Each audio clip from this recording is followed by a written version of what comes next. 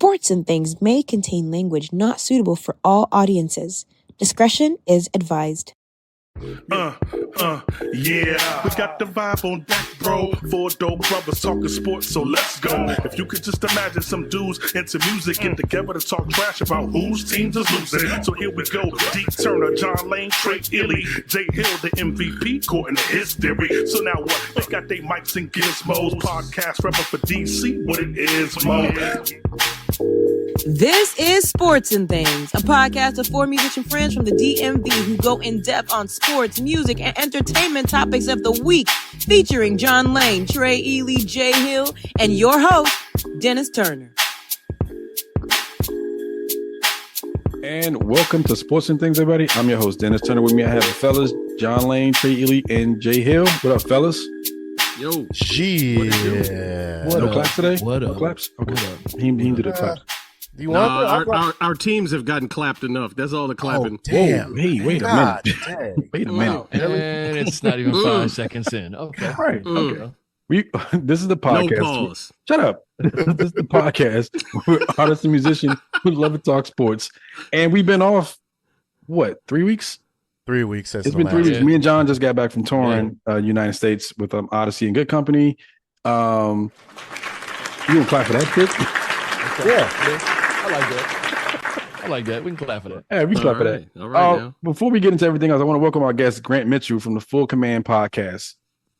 Yeah, welcome. What's going on, fellas? What's Appreciate up? it. Happy to be here. Yeah. Right. So we want to jump right into You say that now. Yep. I reserve the 15 right minutes to change in. that. There you go. Smart. So yeah, this is the podcast where we are artists, musicians who love to talk sports, and there's a lot on the docket today, specifically about the Commanders. But let's get into Grant first. Grant, let's talk about your podcast, man. How did you come about starting it, and what do you do on the podcast? Yeah. So I don't know if you guys. I didn't screen this before. I don't know if you'll get mad if I say the old team name, but let's just say I came home from the hospital wrapped in a Washington blanket. We'll leave it. You can say the name. I can say the name. You can say the This is name. a safe space. Okay. All right, cool. So This will help. So they don't have the day I to was say it. born, my mom brought me home from the hospital in a Redskins blanket. So Wow. team's not quite in my blood, but it's about as close as it can be. Fast forward, like I played sports in high school, sports in college, and everything. Grew up, wanted to be a sports writer. Jumped into that field. That's the day job. And then over the summer, I'll be honest, like I'm someone where if I can't do something, it doesn't even matter what it is, I will go crazy. So over the summer, it's the dead season in sports. Really, the only things on is MLB, but there's basically nothing else. So me working in sports wasn't that much to do during the day. So I was like, you know what? I just created a Twitter account, followed every Commanders reporter I could think of, read a whole bunch of articles. I was like, if I see something reported in multiple places, I'm just going to write it down. Got enough, hopped on YouTube, recorded a video about it. Did that for like a couple weeks. Channel started taking off, and that's how it started. Dope. Nice. Yeah. Great story, man. All right. Oh, well, before we get into the algorithm pretty much introduced you to me, and then you flipping through, and I watched it, man, and your takes and your analysis was like on point, and I was enjoying the way you present. You have some kind of like nice little things you present, like the 5 names to remember, those different like little segments you have. So it kept it interesting, and so I just found myself watching your videos each time they popped up. So. Yeah. And I said, man, I'm gonna reach out to this dude, man, and see if we can chop it up on the podcast.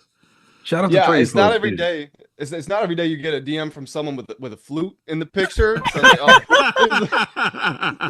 this one sticks out a little bit. Let me see what he's talking about. It's definitely not every day that I do. I'm usually that guy. Hey, that's hilarious. She's like Perfect. it could be good or very bad. What? With a flute. Yeah. Like, oh my gosh, she hanging out with R. Kelly. Oh no! Whoa. All right, Piper. It's gone left. It has gone left, ladies and gentlemen. Okay. I'll be remiss if I don't say that this podcast is also powered by Focusrite. I wanted to throw that out there before we get started because we have that sponsor that we have to shout out. Okay, let's get into the Commanders. Is this the end of the Commanders season after the third injury to Jaden Daniels? And I can just throw that question up. Anybody can jump in. All right, Grant, why don't you go first, man? All right. Well, let me ask for some clarity here. When we say the end, what do we mean? Are the playoffs over? Should we stop watching the games? Like, what do we mean the end? This is the John question, so John. Yeah, whenever you need clarity on the question, you ask John. John. Yeah, I'm just Ron Burgundy. I just asked the question. Should we go ahead and put? Told you not to put a question mark up there. Should we put this season to bed? Like, should we not expect to not only win the division, but should we not expect to make the playoffs? And I mean, that's going to lead to some other questions that I have written down. But should we just go ahead and expect this season is a wash now? Oh, yeah. I mean, I don't want to sound like doom and gloom. I don't want to fear monger, none of that. But 100%. Yeah. Forget everything you've seen on the field, and you can't. It's hard to say that, but just pretend you hadn't seen a second of this season. The NFC is as good and as deep as it's been in a long time. We're 3-6. Simple math will tell you it's not happening. Now you got all of our losses in the NFC, right? What's that? Isn't all 6 of our losses in the NFC too? Yes. 5 of them because we lost to the Chiefs. Oh yeah. Mm-hmm. How can I forget that? Oh, We wow. lost 2. Don't forget that one. Remember that one? Packers, Falcons, Bears, Cowboys, Seahawks. So 1-5 against the conference. So if in the 1 out of 100 chance we go on the 2012 run, we win the final 7 games, we're there, we got the record to make the playoffs, we don't have a tiebreaker against anybody. So it's you should not be expecting. You need to reframe your thinking. Right now, I'm never going to advocate for my team to tank, but losses are in our benefit right now. Absolutely. Yeah. I agree with that. Just like last season. Just like last season, losses were in our benefit, or not last season, the season the before. one before last. Because if the Jets had lost that game, they would have Jaden Daniels. Exactly. I'm not going to say I told you guys so, but okay, don't. Okay, fine. Is this an I told you so? A 2-year-old I told you so? No, it's not a 2-year-old. No. I said last year, I was like, you guys, they were like, oh, the Holy Grail. I was like, just calm down. Right. Calm down. I mean, look, I think there's a lot to sort of point out as to why this season just went awry. And I think you can start by looking at what happened in training camp. There was just so many things that were not being pieced together as well as they were the season before. And I get it. It was a brand new regime. There was just this hype of just starting over and starting anew, and everybody had this band together moment. And for some reason, it just wasn't that way, whether it was new acquisitions, new trades, contract disputes.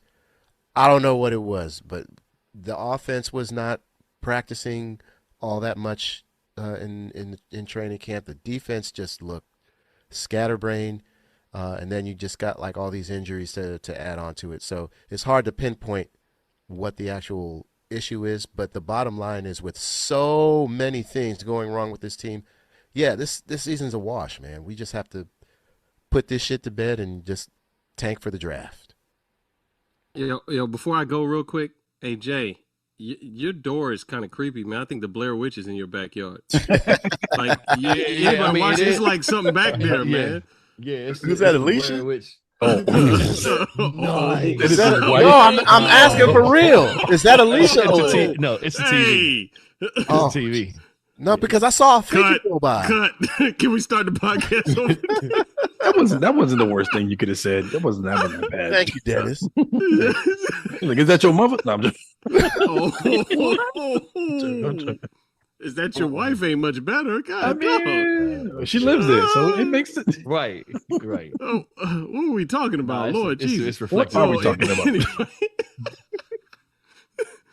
Oh my God! Are you going to comment? Anyway, But I say you going to comment, please.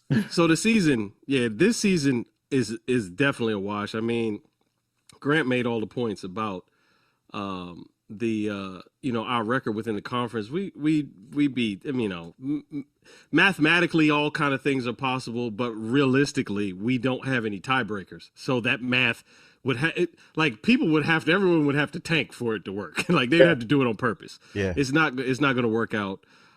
So we have to kind of look towards the future. And like others have said, I wouldn't advocate for my team to lose on purpose.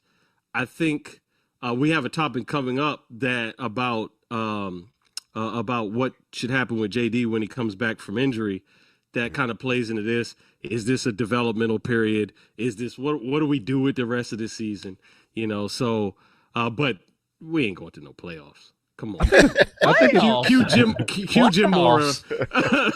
Cue Jim Mora. I think it's interesting Playoffs. that you guys won't position for the Commanders to tank, but you guys always position for the Wizards to tank to get the number 1 pick.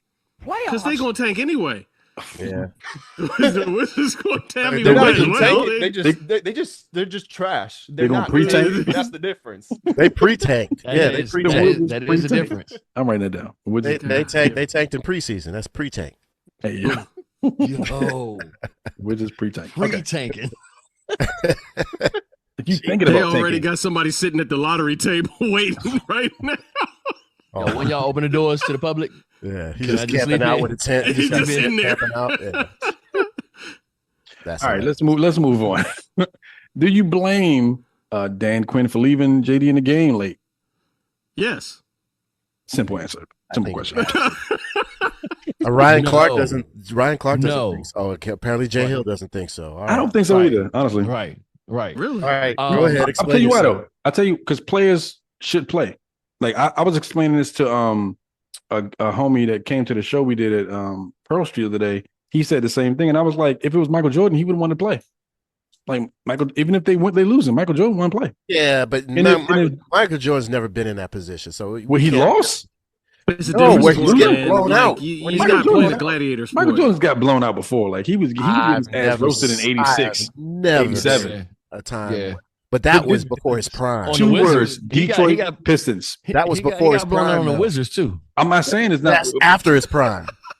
He got blown out. So That's it. Rodimus Prime, The- Rodimus listen. Prime, and Optimus Prime. Kwame Brown was on the team. No. My point is that type of caliber player, regardless of what they've done already, they want to play. But here's the problem, though. I think I heard Grant speak about this on his last episode, or something rather. You got to take into consideration what has been happening with him for the past 5, 6, 7 games. He's number 1 in the league in sacks. He's leading the league in sacks. He's Joe Burrow right now. If you're not protecting your Ain't Joe Burrow franchise, dead? Yeah, and Jay Daniels is almost dead. Joe Burrow There you died. go. He died If last you're year. not Joe if you're not Burrow died. protecting your franchise right now, when you're getting blown out 31-7, you shouldn't be coaching. I know players want to play, and Michael Jordan will always say, "No, I want to play," but it's up to the coach to say you can't play. I need this is for the long term. There was And no this- benefit for him to be in this- that game at that point. This goes back to Mike Rizzo shutting down Steven Strasburg in 2012 when we won the division and we were going into the playoffs with a chip on our shoulder, and people went up in arms. Like, why are you benching him? It's like, the motherfucker has the Tommy John surgery. Like, we can't put him out there after he just had Tommy John surgery 2 months ago. Like, this is for the long haul. And of course, several years later, he's World Series MVP. MVP. So I think this is along the same lines. I get it. He wants to play, and players are supposed to play, but even cats like Josh Allen, if he's getting blown out, he gets taken out the game. Yeah, I get never- it. I'm not saying Patrick Mahomes, because Patrick Mahomes don't get blown out like that, but still. I just think that players should play. But if you like, I get your point too. Like if you're getting blown out and that's the future of your franchise, you don't want to get injured and your offensive line isn't there. I get all of that, but like you're paying him to play at the end of that. But So there's still, my thing is, there's just way too much time left. Like this is the last series he's gonna play. That's kind of how it should have been viewed because there's way too Look, much they time left in the punted. They game. punted at the top of the fourth quarter from the 50. They punted. They punted the ball. That was That the was- game that over was right it. there. That was the Right. white Yeah. flag. So why is he still in the game? Because again, I'll take you out with 5 minutes left, but I'm not going to empty the bench I want to hear Grant's perspective from this too. Yeah, no. So I like listening to all the opinions because. So I'll be honest. They're wrong. When I That's what we say. record videos and everything, like I don't listen to what anybody else has to say because I don't want to subconsciously just repeat what they already said. So I'll go talk about whatever it is, and then because I get stuff wrong all the time. But once I post it, then I go listen to everybody. So I like listening to what everybody has to say, from going through what I went through when I was recording everything, and then also just listening to everybody. I've boiled it down to 3 basic elements, which is number 1 is the player in danger. He'd been facing a career high pressure rate. The offensive line, it's not as bad as people want to make it out, but they weren't doing him many favors in that game. Also, the fact we weren't even trying to run the ball. Seattle could be as aggressive as they want. So, was he in danger? Yes. Did we have a chance of winning the game? No. It's 38-7 going into the fourth quarter. So that brings us to number 3, which is where I think the division is. It's not even so much for me personally about great players want to play, because obviously that's true. It is about coaches need to protect the players. However, the question here is, even though we don't have a chance of winning, could Jaden benefit from being in the game? So really that means, are these reps going to help his development? Because if you can't win, and if this is making him worse and he's in danger, there's no point of having him on the field. So that's the question. Were those reps good for his development? I would say no. I would say no as when well. It is a career high pressure rate you're facing. When Prevent defense. You clearly don't have timing with the receivers. Whether you want to say the receivers aren't getting open, I know Kurt Warner's video inspired much chaos. Yeah, it did. Whether it's he doesn't trust the receivers, whether it's the receivers aren't good, whether it's he doesn't trust, it doesn't matter. It was not working throwing them the ball. Right. So I think of those 3 pillars, all of them said get him out of the game. So one thing I like about your channel, Grant, is that sometimes you do film study, and like you showed it, but I've saw it other places. You look at film of Jaden, he's playing like frustrated and like, I mean, this is my opinion of what I'm seeing. He looks frustrated. He looks like he doesn't trust his guys.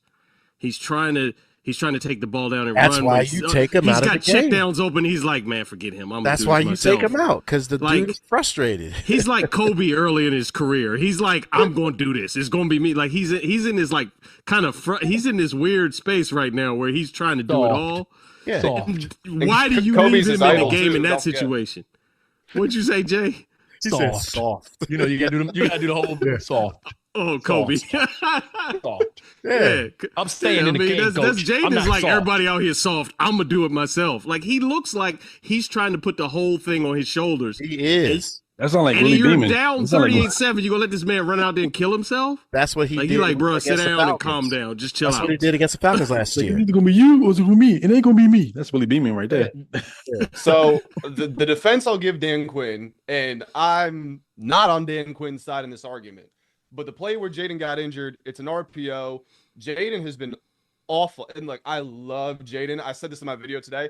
My fiance tells me that I'll never love her the way I love Jaden Daniels. So like, people call me a Jaden Daniels hater. I'm like, you have no idea how crazy and how wrong you are. Yeah. But Jaden has been terrible all year at running the read option and the RPO. He makes the wrong decision. Do I keep it? Do I hand it off? Do I pull it? Do I pass it? He's made the wrong decision basically every time. So on that play where he scrambled and got hurt, scrambling really was not an option. He should have handed it off. And then as soon as he didn't, he needed to take that quick pass, and he didn't do that either. So Dan Quinn at the podium after the game said 50 times out of 50, that's not a scramble. And that sounds weird because it's like, well, we saw it become a scramble. Dan Quinn is right. That should not have been an option. So Am I mistaken to in thinking that the play broke down, like there was a defender that came out untouched, and that's why he scrambled? Or was that just a bad read? Somebody said that the Reed guy stayed home, so that was supposed to be a handoff all day. That's what I thought. It was supposed to be a handoff, but I thought maybe a defender came loose, and that's why he scrambled, because someone didn't make the block. Am I incorrect on that? No, the right play was he should have given it to C-Rod. Okay. There was space up the middle. Okay. So yeah, he was wrong in that. He's been making some. Yeah, I think Trey's hit the nail on the head. It feels like he just doesn't trust his team. He just wants to do it himself. Well, he's got backup receivers in the game. Zach Ertz is old and slow. Ben Simmons can't catch.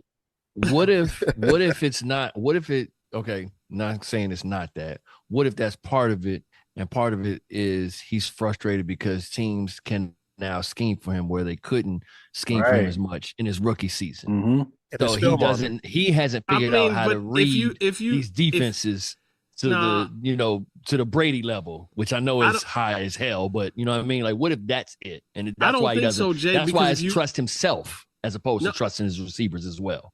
No, but if you look at the film, right, he's got some of the same opportunities he had last year. He's just not taking them because of the, in my opinion, it involves putting the ball in somebody else's hands that's not going to take it. It's also because the defense is shifting slightly different than what they were the first. Not holding the defense either. I mean that too, but I'm just saying, like, no, I'm saying a throw. Like, if you look at him, he's got a throw where he can throw a man open, and we saw him do it. We saw him do it a lot against the Bengals last year. We saw him do it all last season. Yeah, they did. Hey, you saw it in person. I saw it Jay in person. Hill was at that game, by the way, Grant. What's the Bengals last year. Jay Hill was right there where Terry caught that touchdown. But anyway, and Grant asked him, I called it in real time. I said, they about to win this game. Yeah, sure enough. Yep, there it is. Touchdown. I mean, I wasn't going to the game. The Bengals were going to lose. Come on. But what I'm saying is he's getting some of the same looks he had last year, but he's reacting differently to them. Isn't that your confidence? I disagree with you. Trey. Like, we're not directly in the man's mindset, but I don't think he's seeing it the same to say he's getting the same. That's what Kurt Warner said. It's the same 2 day. That's what Kurt Warner said. Kurt Warner said he's not seeing the field the same way. Nope. But I think that has a lot to do with the fact that his receivers are not either getting to certain places as well. You got to remember, we lost 3 really good receivers: Olamide Zaccheaus, De'Ami Brown, and of course Terry McLaurin's out with injury and the whole contract thing. His top 3 receivers have not been. His top 3 receivers have not been in the game, and the backups haven't had reps with him. So they're not able to get the practice in.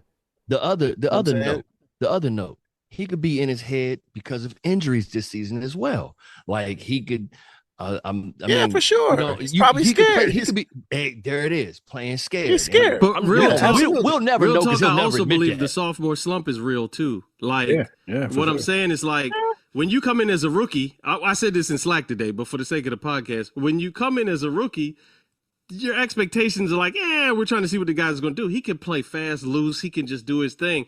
Now, come to year 2, all of us have had a killing gig, and then on the next gig, you play terrible because you're in your head thinking, I'm supposed to play good again. Sure. You know what I'm saying? Like, you after you do well, you have this thing where you have this, like, chip on your shoulder that you believe you're supposed to do well again, and that can mess with your confidence, mess with your head. I said confidence is key. And that's what sophomore slumps really, in my opinion, are. I think they're psychological. I think the guy has done good his rookie year. Now it's like, now it's real. Now I have to go out and be a pro. Pressure to, like, right.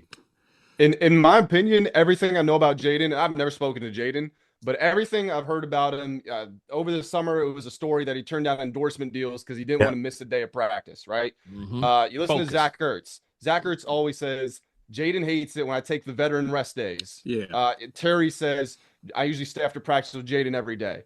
I think he's a guy who's so process, so routine oriented. Yes. And I can speak of this personally. Like, I don't know what it's like for you guys, but for example, when I was in college, I never studied in the library. When I'm working, I never go to a coffee shop. No, I got to be in my office. I can't go anywhere else or else I'm not as productive. So I think Jaden, not only was he not on the practice field, he couldn't think about football because he was on the training table. He was trying to get his body right. So I think he had his process disrupted, and that's had a bigger effect than anything. And as far as the sophomore slump, defenses aren't doing anything crazy. Now they have found out what his weaknesses are. For whatever reason, lately, he's just not really throwing it in zone coverage. And it's not that he's not seeing it, because you watch his eyes and he's going to the right places. Like, I'm sorry if you saw me looking down, but I was trying to pull up a play. I just posted this today. I don't know if you guys can be able to see this. Yeah, we were talking about that earlier. Yeah, we watched that earlier. We Yeah. did, and we Jaden discussed it is earlier. Yeah. staring at Terry right there. Yeah. And he just doesn't, doesn't throw make it. And the you're throw. thinking, okay, that's Terry. Why doesn't he? Well, then you think, okay, that's the Packers game, second game of the year. Terry's only been in practice for 2 weeks. Mhm. So Yep. I don't think Jaden has lost Yeah. any of it. I just don't think he's comfortable right now. That's exactly, and he's injured, and when he's injured, he doesn't practice, and that's the inconsistency that he has when he doesn't practice and he doesn't have the reps with these mid-level receivers. He can't lock in, and he feels like he has to do it all himself. And I feel like that's part of what the next topic is. But maybe we need to shut him down. The Seahawks game is the most unconfident I've ever seen him. Yeah. That I think that and probably the first game of his career. Those are the two Right. games where I looked at him Right. as like, this is a guy who doesn't trust himself right now. Mhm. That's crazy. That lends to the next question that John said. Should JD be shut down for the remainder of the season, even though there's no ligament damage in his elbow? Grant. Yeah, we start with you, torn Grant. on this Start, one. Grant. Yeah. I will We say already, I'm we torn. already, you already said the season's a wash. Even though He you don't said wanna his be totally ligament clean. not torn, but Trey's torn. Yes, Trey So- is torn. Everything I can see online is that, and I don't know how this is possible. When he got up and he looked like Mr. Potato Head, Oh, I thought he God, was that out was for bad. 6 months. Oh, And 6 months. apparently, I thought he was done for if the it's season. no fracture, no ligament damage, apparently it can be a 3-week injury, which is the craziest thing in the world to me. all You it did saw was what you turn the saw, wrong right? way. Nothing That actually was got it. He broken. just dislocated. That is Yeah. insane. Nothing was damaged in there. It's But- crazy. So If now we're he needs at a a young dude. plastic man endorsement. He needs a Oh, plastic he young man. dude. If we're at a point where he can come back with a month left in the season, and we got a bye week coming up, so we would have played 3 games. If we win 1, let's say we beat the Dolphins and we're 4-8. Again, it goes back to what we were just talking about with Dan Quinn. Should he have left it in the game or not? Jaden's going to want to play. He's a competitor. He's a Heisman Trophy winner. He's a Rookie of the Year. He's going to want to play. He probably wants to play right now. Kurt Warner Right. stirred all this up. Kurt Warner I can posted play a with a video cast on, coach. yesterday, and Kurt Warner said he suffered the same injury Jaden did, and he played the next week. So Jaden would be on the field if they allowed him to be. But it goes back to, is it worth it? Is he developing in this final month of the season? And with everything we've seen recently, the answer is obviously no. This is his You don't 4th think so? injury in You don't a think year. you don't think any rep is a learning rep?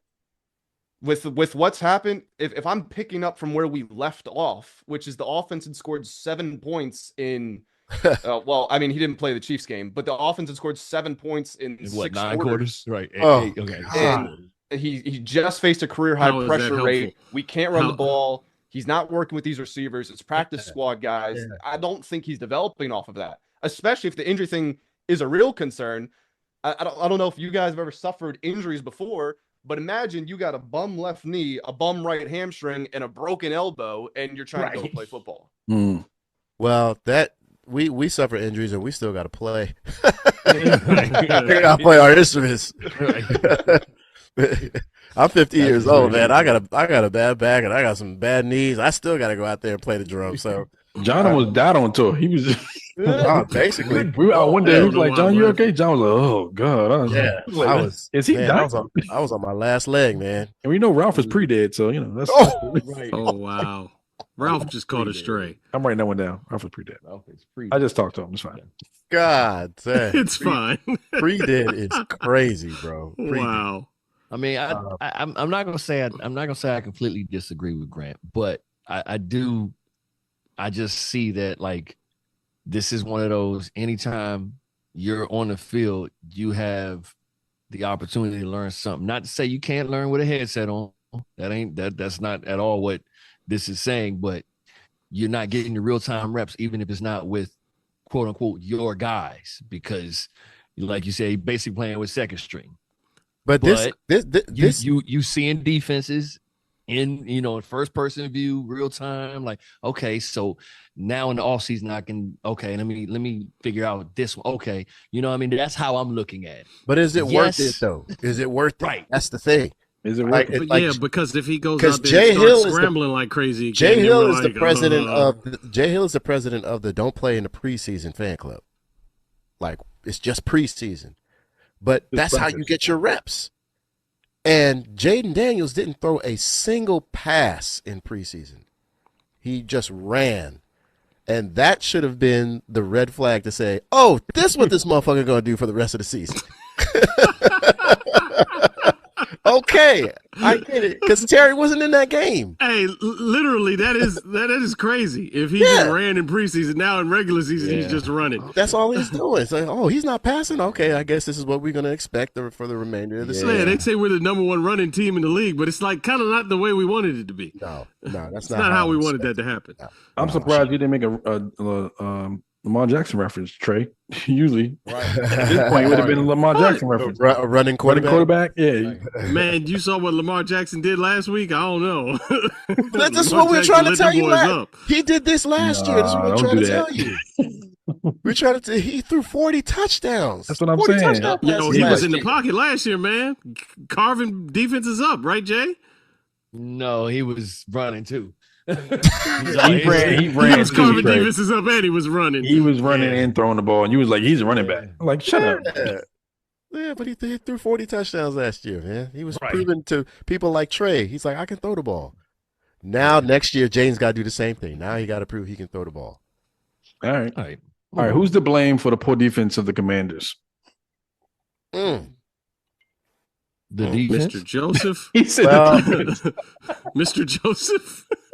Well, according to Grant, one of the DBs called out Joe Witt. Oh yeah, so I got to clear that up. So Mikey. Yeah, look at us we getting exclusive now. Go ahead. So Mikey posted. It's on his Instagram. It's not really exclusive, but he posted a picture of him and I think it's his wife, right? Yeah, it's him and his wife at the game. Someone had commented, just someone random, said something like, "Great pictures, but why are you playing bad this year?" Which is funny to ask somebody. But and someone else replied to it and said, "It's not his fault. It's the system." And then on Instagram, if the person who posted it likes it, it says liked by author. So the thing is, Mikey and his wife were both. You could tag people on Instagram now, and it actually posted on both of your accounts. So one of them liked that comment saying it's not his fault. The system is bad. I don't know who it would be. If his wife liked it, Mikey is talking to her about his feelings. So that's still Mikey. And then if Mikey liked it, I mean, come on. He's probably the one who liked it. So yeah, I'm interpreting that. I'm interpreting that as Mikey is done with Joe Witt Jr. Ooh. I mean, so when you look at it, we constantly have guys out of position. Then I think it was Orlovsky was flaming Witt for why do you keep calling man defense when we're getting carved up with man defense? We got a slow defense and we were hey, look at that guy. That's a terrible still of me.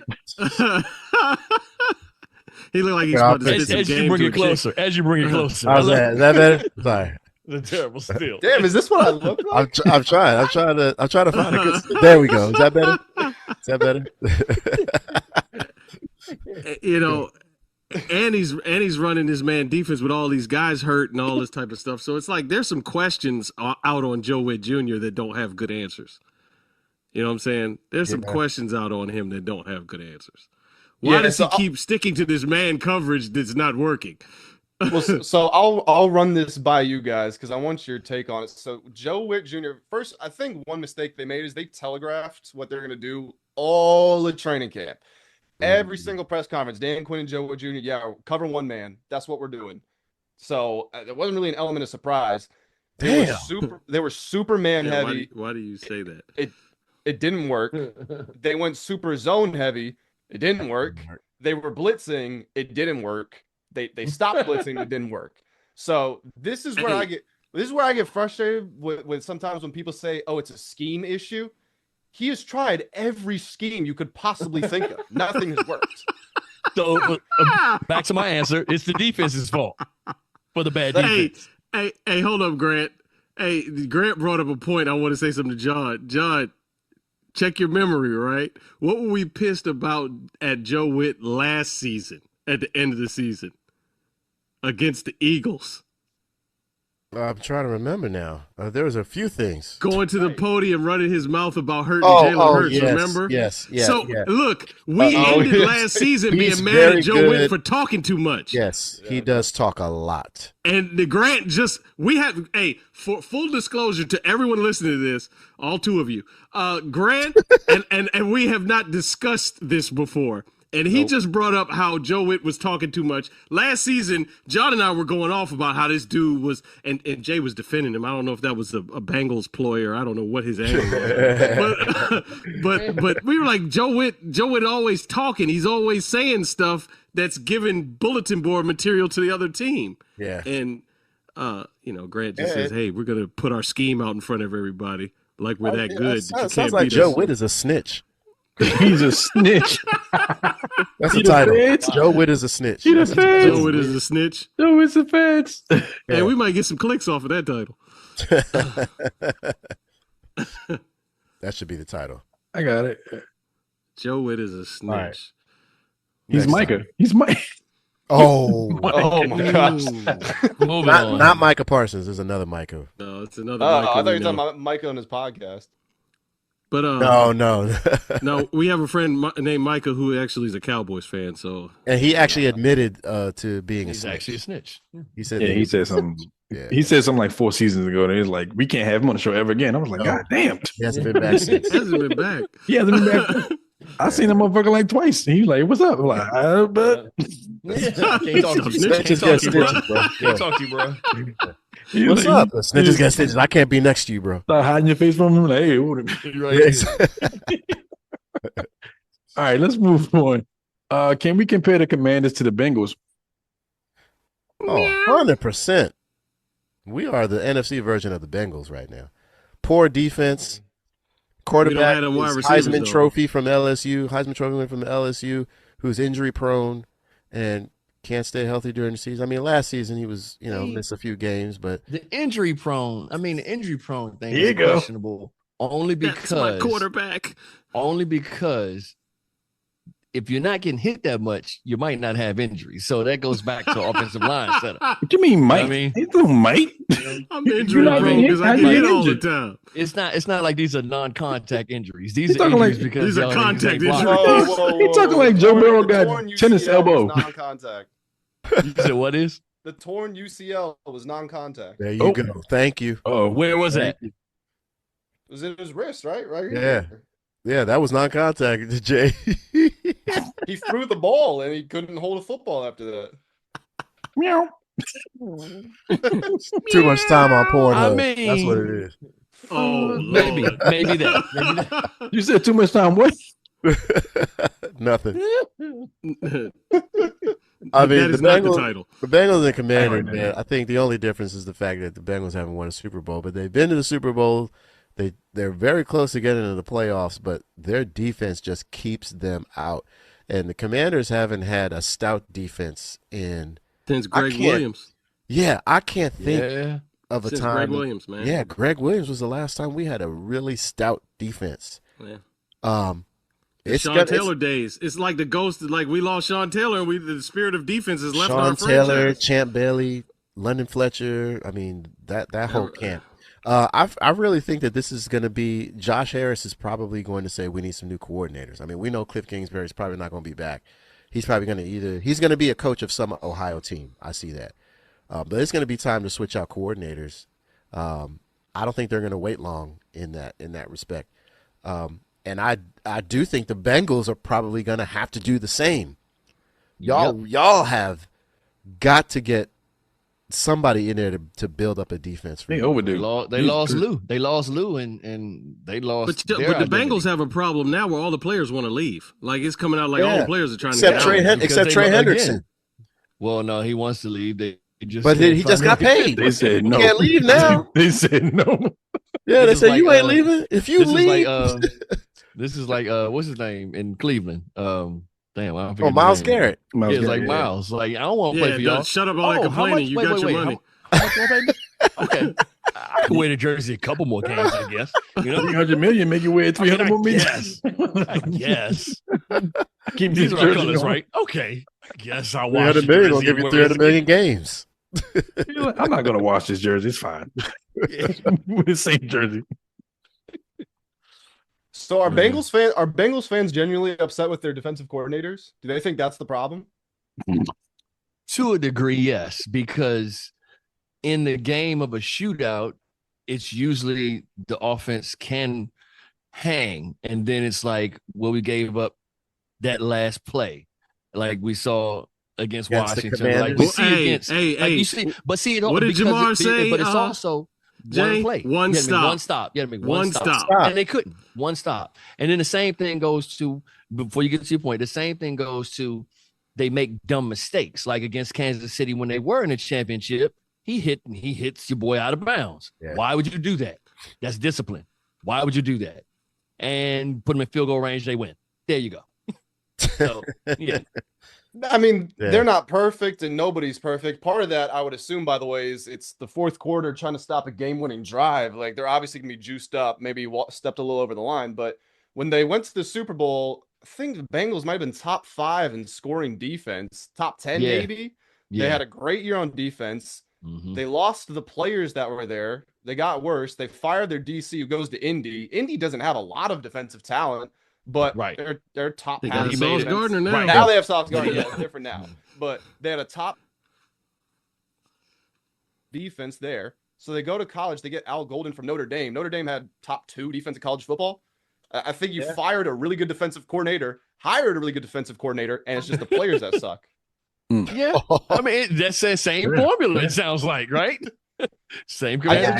We have the same problem. We have some personnel issues on defense for sure. Yeah.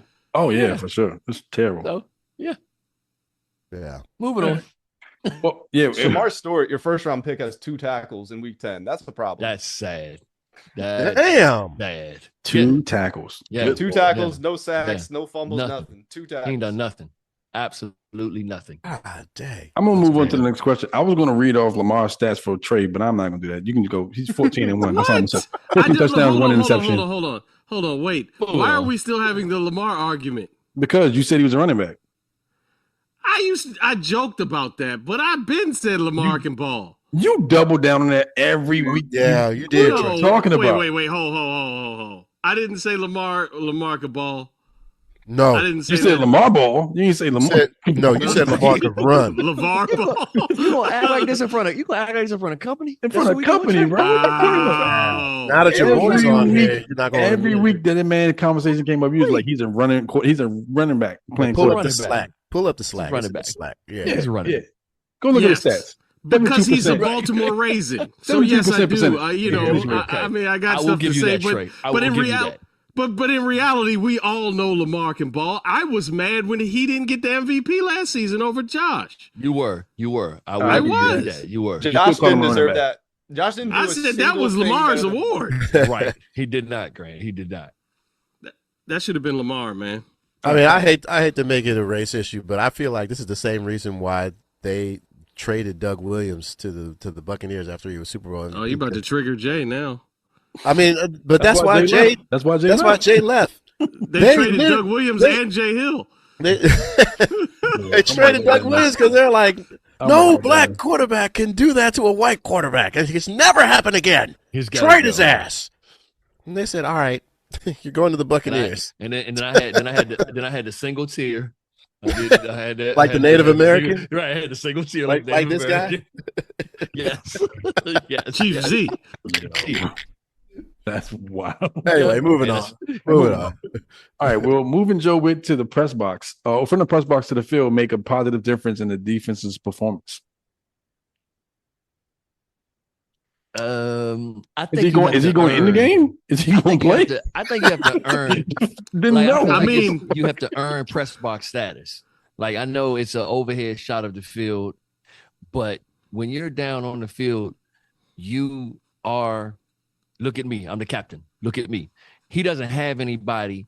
I feel there's nobody on the defense that can really be his voice when he's up in the press box, because that's usually what you have. You usually have that captain, like, yo, that dude, we respect him. We know, even if he doesn't have all the same exact thinking of as our defensive coordinator, we trust him enough to make the right call, read, whatever it may be.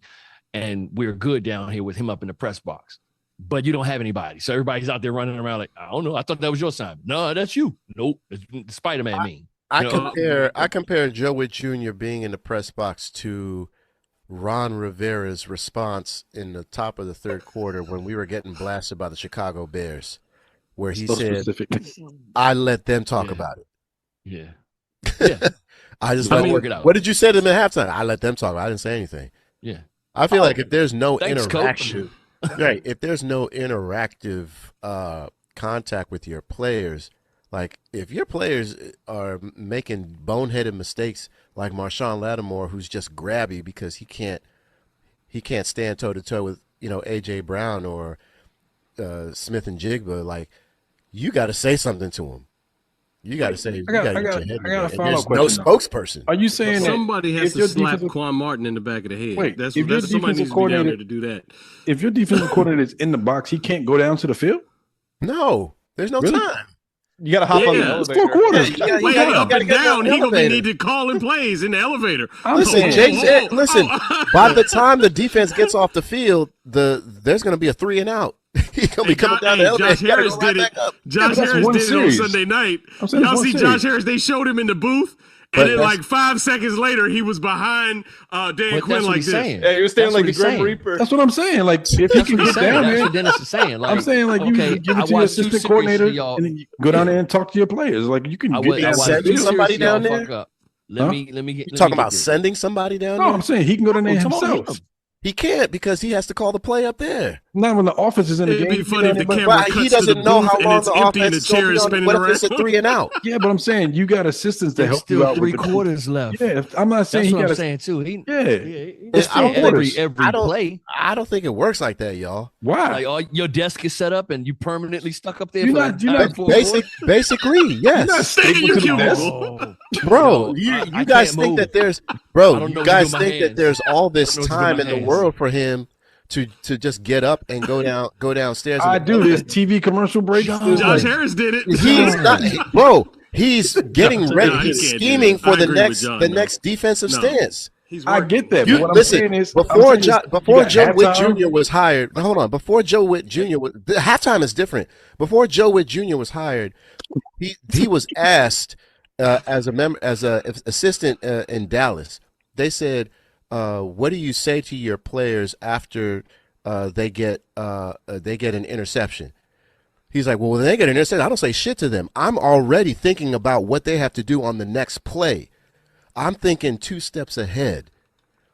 So Joe Witt's not gonna if the offense goes out on the field, Joe Witt's not gonna get on the elevator and go downstairs until he doesn't have time. He's got to scheme the next play. I'm saying he got John. I don't think it's possible, but he doesn't work that way. Yeah, I don't think you get what we're saying. Like we're talking about one series versus the whole game. Right. We're not saying he's at the hotel up the street and he got to get there for sound check. This motherfucker's right upstairs. But you guys are acting like he has time to do that. He doesn't. I'm acting like he has a series to do it. He has a series to do it. Is what I'm saying. But you guys are acting. How do you know how long the series is? Hold on, John. Even if he doesn't, he comes down in the middle of a series, he's there for the rest of the game. But so I missed one series. My coordinators, my assistants. Bro, he's the defensive coordinator. Why is he gonna leave his bro? Let me give you an example. It's not working up here. Because it's not working up here. Grant. So Grant, it's not working. Grant, this is what you do. This is what you do. This is what you do. This is what you do. Okay, let's just say he can do the Captain Picard. Hey, you got the number one. You number one till I get this. Listen, y'all, all of y'all are looking at this from the standpoint of there's all this time for me to go downstairs and say what I need to say. What if somebody's using the elevator? Do you know who I am? What if somebody's using the elevator? They only got one employee elevator. Man, hold on. I gotta get downstairs. This nigga motherfucker's pushing the button. Get security. How many times have you ever seen a coordinator? Pretzels to the press box. I can't get. How many times have you seen a coordinator leave the press box and come down to the sideline? How many times have you seen that? I'm not saying. How many times has it needed to happen? That's what we're getting to. How many times has it needed to happen? It's needed to happen a lot, apparently. It's needed. It's needed. Are you just talking about the Commanders, or are you talking about any NFL game? Oh my gosh. I think y'all. I think y'all don't understand. Hold on, John. I actually agree with you. This conversation is just funny. I'm on John's side too. I'm just laughing my ass off. Trey said, "Hold the catering." I just don't understand why y'all think. Deliver this. I don't think why. I don't know why y'all think Joe Witt has all this time in the world to get up and go downstairs while Jaden's on the field. What if there's a 3 and out? Hey man, what do you mean? What if there's a 3 and out? This motherfucker's in the elevator. No, hold on. This motherfucker's in the elevator, and there's a 3 and out, and they're like, and Von Miller's like, "What's the play? What's the play?" Oh, he's in the elevator. Give him a second. One second, guys. He's still in the elevator. What if they're on the other side? So Joe Witt's got to walk around the field while the game's going on? You got to remember the press box could be on the other side. Hold on. On the opposite side. You motherfuckers are saying it's like he got a walker, and they don't have go-karts. They don't have golf carts in this fucking stadium. A golf cart in the elevator? Doolittle.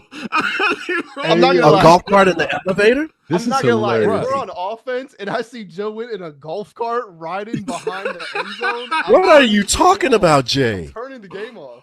Yo, that is so funny, man. I don't understand why y'all think logistically this can't happen. Even if it is a 4-minute, let's say 5 minute. Hold on, John. Even if it's a 5-minute trek, which is fast, but let's say it's a 5-minute trek.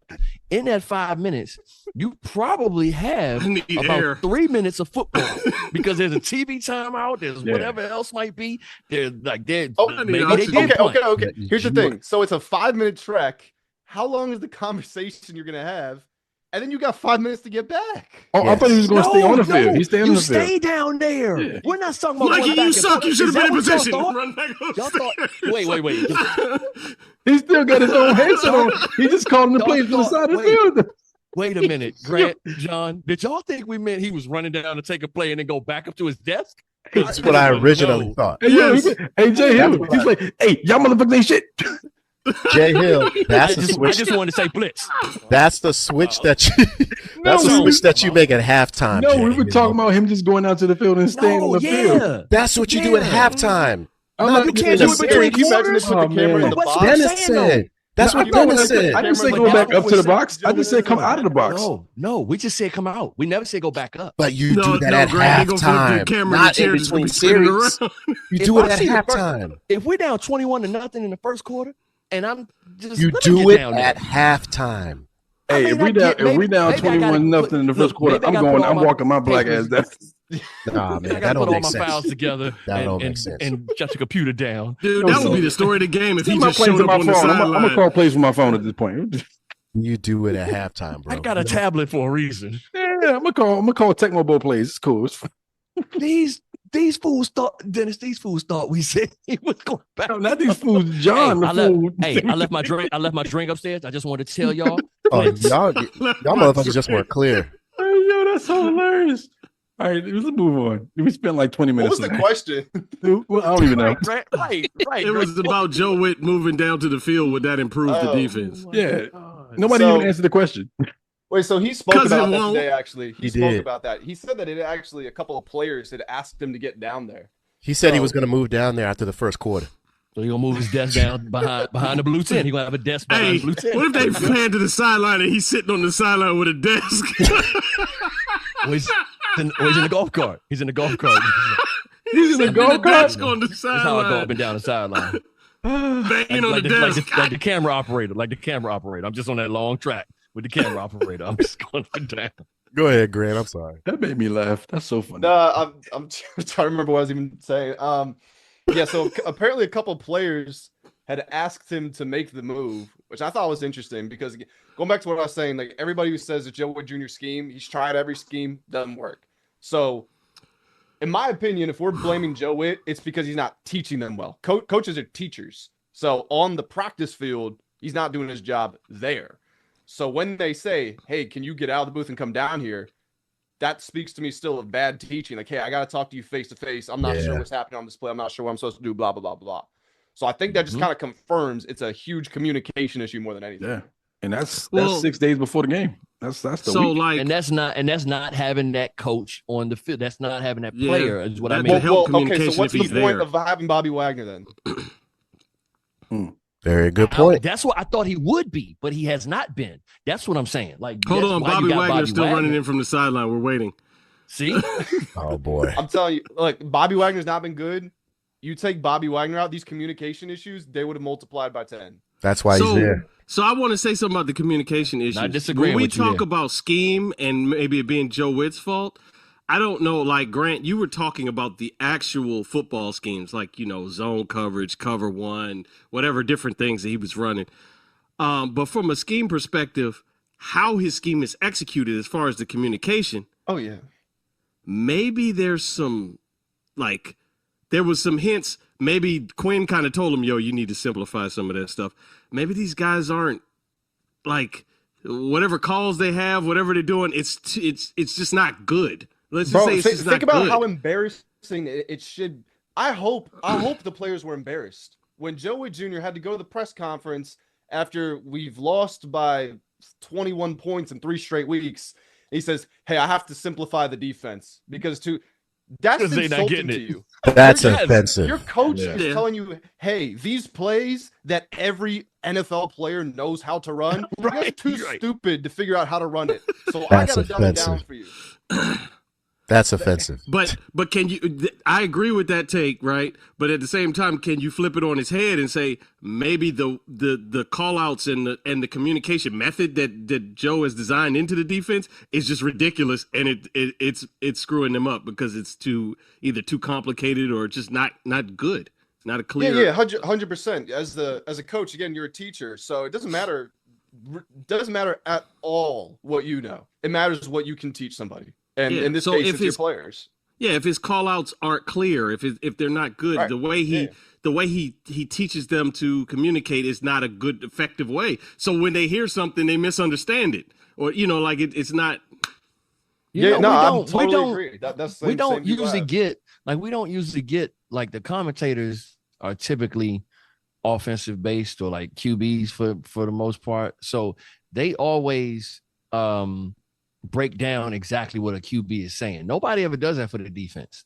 Like you don't hear, they calling it. Okay, so what they're gonna do is cover 2 and he's gonna drop back. Nobody spells it out. If you do hear this, like they usually a do. quarterback that's doing it. Yeah, It's I calling mean, out the Which is defense. from the other because he perspective. recognizes it. Yeah. Right. That's because he recognizes it. But there's never like when you think about that, like there's no real they just don't have that position like to be an analyst to where they're like, oh yeah, okay, so what they getting ready to run on defense, nobody cares about that. It's how it's treated. Yeah.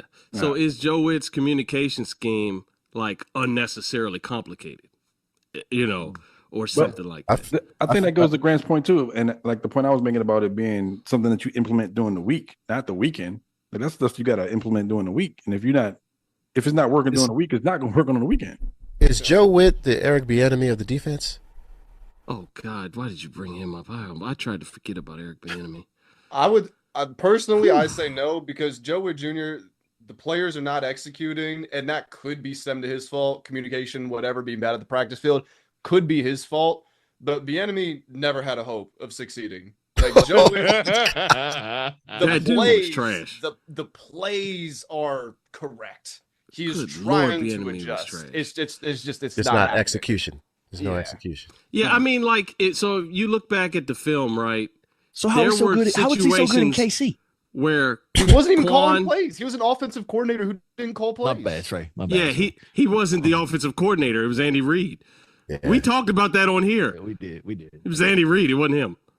Here, put on this hat that says OC, but you're not actually calling the plays. But your headset is off. And it kind of Hey, how come this is unplugged? It kind of worked against us because it was like, hey, the white guy's getting the credit. They're not trying to give the black man credit, blah, blah, blah. That kind of worked against us to kind of say, oh, well, maybe he is good, but they're just giving credit to Andy Reid.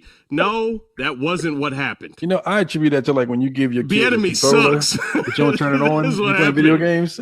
You're like, oh, take the controller here. You're like, that's not on. Yeah, It is. He's It like is, your little trust brother me. that didn't have a controller plugged in. I'm doing good. Oh, Yeah, you sure did you are. Like, yeah. You did real good. Good job. Eric Bieniemy's calling plays, but it's not going to Patrick Mahomes at all. No. He's going to Joe Witt. He's calling them. They're not going to Patrick. He was running a drive-through at the In and Out. It's going to like a little play school recorder. I'm out sidebar. Have They you got guys? him in the mic, and he don't even know who he's talking Yo, to. that's crazy. They give Sidebar. him a walkie-talkie. Everyone else had the headset. We ran out. You can use this. We ran out though. You can use this. Wait, time out sidebar. Have you guys been to In-N-Out Burger? Yeah. Yes. I have. Yes. No. We talked about this on the tour because the line for In-N-Out Burger is outrageous It's a thing. everywhere. It's a thing. I've never been. I Part don't of eat it- beef, but Part of it is because I like In-N-Out Burger. There, it's like I don't know if you've ever used a drive-through at Panda, like Panda Express. Panda what? It's stupid. you don't Right. eat it. Oh, we don't eat a Panda Express. Panda Not Express is on standalone Panda Panda Express. Standalone No. Panda Expresses aren't real No. places. They No. are, but, No, they're not. but like because everything is like takes so long to put together. That's kind of why In-N-Out lines, because they typically make everything. I'm not gonna say from scratch. fresh. That's ridiculous. No, it's But fresh. Yeah, it's fresh It's enough. more Are you like saying real Panda food Express than- is yeah. fresh?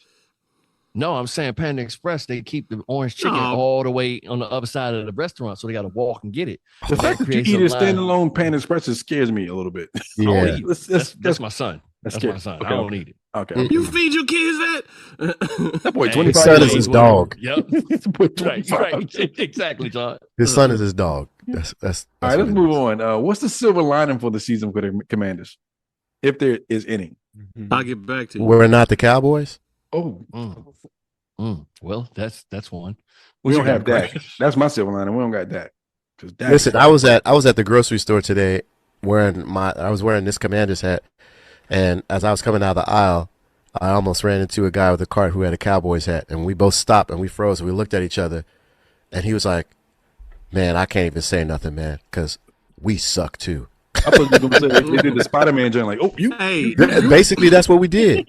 I ran We into a looked at- Cowboys fan today, and the same kind of thing happened. He started to roast me. He's like, "You all right?" I said, I looked at him for a second, and I was about to say, "Who's your team?" He said, "I'm a Cowboys fan." And I kind of did like this. He said, "Yeah, I can't say nothing either."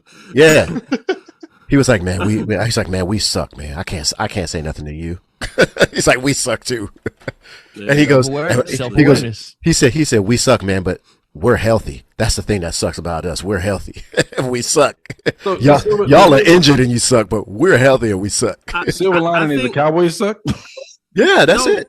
I think my silver lining is I think that we got to remember Dan Snyder is still gone, right? One The episode grown-ups without are Dan here Snyder. running the What organization, world, bro? and even though I we're think he going through pays him bad times, to mention his name. He pays him. He definitely I pays. hate that man. Tell me he don't pay you. Anytime we got grown-ups running the organization, we might be going through bad times right now, but I personally feel Adam Peters is still cooking, and I think that reality is that we got spoiled by last season. If last season had kind of went more like it was supposed to go, this season wouldn't be such of a shock. And so the thing is that we still got to replace all this Rivera era stuff, man. Like he ran all the good Yes. players out. He gutted us. It's gonna be So another we- 2 years, man. Shock. Yeah, It's we gonna be need another to- 2 years. But we to are you. still on that track. We're still acting like adults. We got a draft coming up. We got 6 picks. We're going to use them effectively. They might not all be perfect, but we're doing grown up football things. I And think so that- we will get there. I think they're We getting will. ready for the 2030 season. And by the time they move back to Washington, By the time the they'll be- stadium is ready, we'll be they'll good. ready to go. Hopefully, Cowboys Jay still suck, so it's- won't be a paraplegic. Hopefully, Wow. Damn. God. You got a please silver lining, protect Grant? him, man. Grant, Please you got a silver protect lining? him. He won't be here by 2000. If he plays bad for another 2 years, he won't be here. So Don't say that. I'm not saying I he's won't say going he's to. playing bad. He's still an NFL quarterback. You're not getting What rid I of him. said because of how is, he been if he playing. plays bad, I didn't say he was playing bad. He's not gonna play bad. Like he's all you just thought I said something about Lamar Jackson again. That's you just ready to go. See, What's Grant Yeah, Silverline? ready to go for what? Get Grant Silverline. Hey, the Ravens gonna win that division, dog. Yeah. So we're probably gonna have a top 10 pick, and there are some dogs in this draft, specifically. On Okay, the- yeah, I want to hear this. Who do you got on your radar? I mean, so it's tough, man, because I really don't want us to take a receiver. Not that it's not an issue, because it absolutely is. I do. But look at the defense. Yeah. Look at the Yeah. defense. Yeah. So the problem with receiver though is, I mean, Terry's going to be 31 next year. Lord knows if he's going to be healthy or not. Noah Brown's going to be 30. I don't even know if he exists anymore. Debo's going to be He's dead. Debo's going to be We 30. said the same thing. He's out of contract. I don't expect us to bring him back. The free agency class sucks. Yeah. So I do not want us to use an early pick on receiver, but we might have to, unless Jalen Lane or Luke McCaffrey. I mean, Luke's probably out for the year, so someone's got to do something. Maybe we trade for somebody, I don't know. But on defense specifically, Ruben Bain, who's an edge from Miami, he might be like a top 2 pick, so he would have to slide a little. But Peter Woods and TJ Parker, D lineman from Clemson, my guy's Arvell Reese. He is very scary, similar to Michael Parsons. So he plays linebacker right now at Ohio State, but when they blitz him, he's getting a sack, and you could make him move to full-time edge if you wanted, and he would get 15 sacks in a season. Caleb Downs, who I think is the best player in college football, he's a safety, so it's not a premium position, but he might be available. You're gonna get a Keldrick Falk, who's another edge from Auburn. You're gonna get someone amazing if we finish with a top 10 pick. You think this draft class is going to be defensive heavy in the first round, as opposed to quarterbacks? Like, I don't know if Archie Manning is gonna declare for the draft. No, they got Ty Simpson pretty high up on the. I know they got Ty Simpson, but they also got what's my man from Ohio State? The receiver, is it Jeremiah Smith, the receiver from Ohio the dude State? From He's not Indiana draft too. They eligible. got him up. He's there. not draft eligible right now. Okay, so don't they got the dude from Indiana up there pretty high too? Yeah, so Fernando Mendoza from Indiana. Oh yeah, Fernando Mendoza. The Ohio State quarterback, by the way, is only a freshman, so he's got a couple of years. But Dante Moore from Oregon. If Drew Aller declares, he's got the Josh Allen comp. He's like a physical freak. Someone might take him off potential. He might be a top 3, top 4 quarterback. So yeah, I mean, Lenore Sellers, the Jets he might go will back to college. He might be a the first round pick. Like there will be offensive players taken, and that's good for us because we need some of these defensive guys to slide, in my opinion. You know, there's also we also need a running back too. That the dude from Notre Dame. Did you mention him, Jeremiah Love? Jeremiah Love, yeah. Yeah. I mean, that would be – I feel like we need, like, a Saquon Barkley type. I actually think there's a lot could change, but I think of the way it's shaping up, he's going probably to Dallas, is my opinion. You think so? Yeah. Oh, fuck. The way or Houston, but I think they got bigger issues. Yeah, but Grant, what you were saying about defense, I think that we need a Jaden Daniels of defense. We need a playmaker. We need Sean Taylor 2.0. We need somebody that's like, we don't have anybody on the defense that's we need Ruben Bain. That's a game changer. We need Caleb Downs. If you want Sean Taylor, his name is Caleb Downs. Caleb Downs. I was about to say that. Yep. Caleb is a beast. One of the best college football players that I've seen in a long time. He plays safety, so nobody talks about it because it's not a important position, quote unquote. Sure. Yeah. But he is incredible. The safeties can be game changers if they know the ball. We saw it with number 21, Sean Taylor. Yeah. You've seen it with Ed Reed. You see it with, I mean, these guys can be game changers. Because they're everywhere on the field. Like, every time you look up, there he is again. I mean, bro, he covers like a corner. He hits like a linebacker. He's got ball skills. He's intelligent. He could be your green dot as your safety. Like, he's so good. Genuinely one of the best players I've seen in years. Okay. I like that. I guess this goes into that next question that we have on the docket, which is what is the first area that Adam Peters should address in the offseason?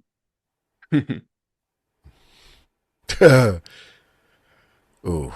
Concession stands. We're going to service elevators.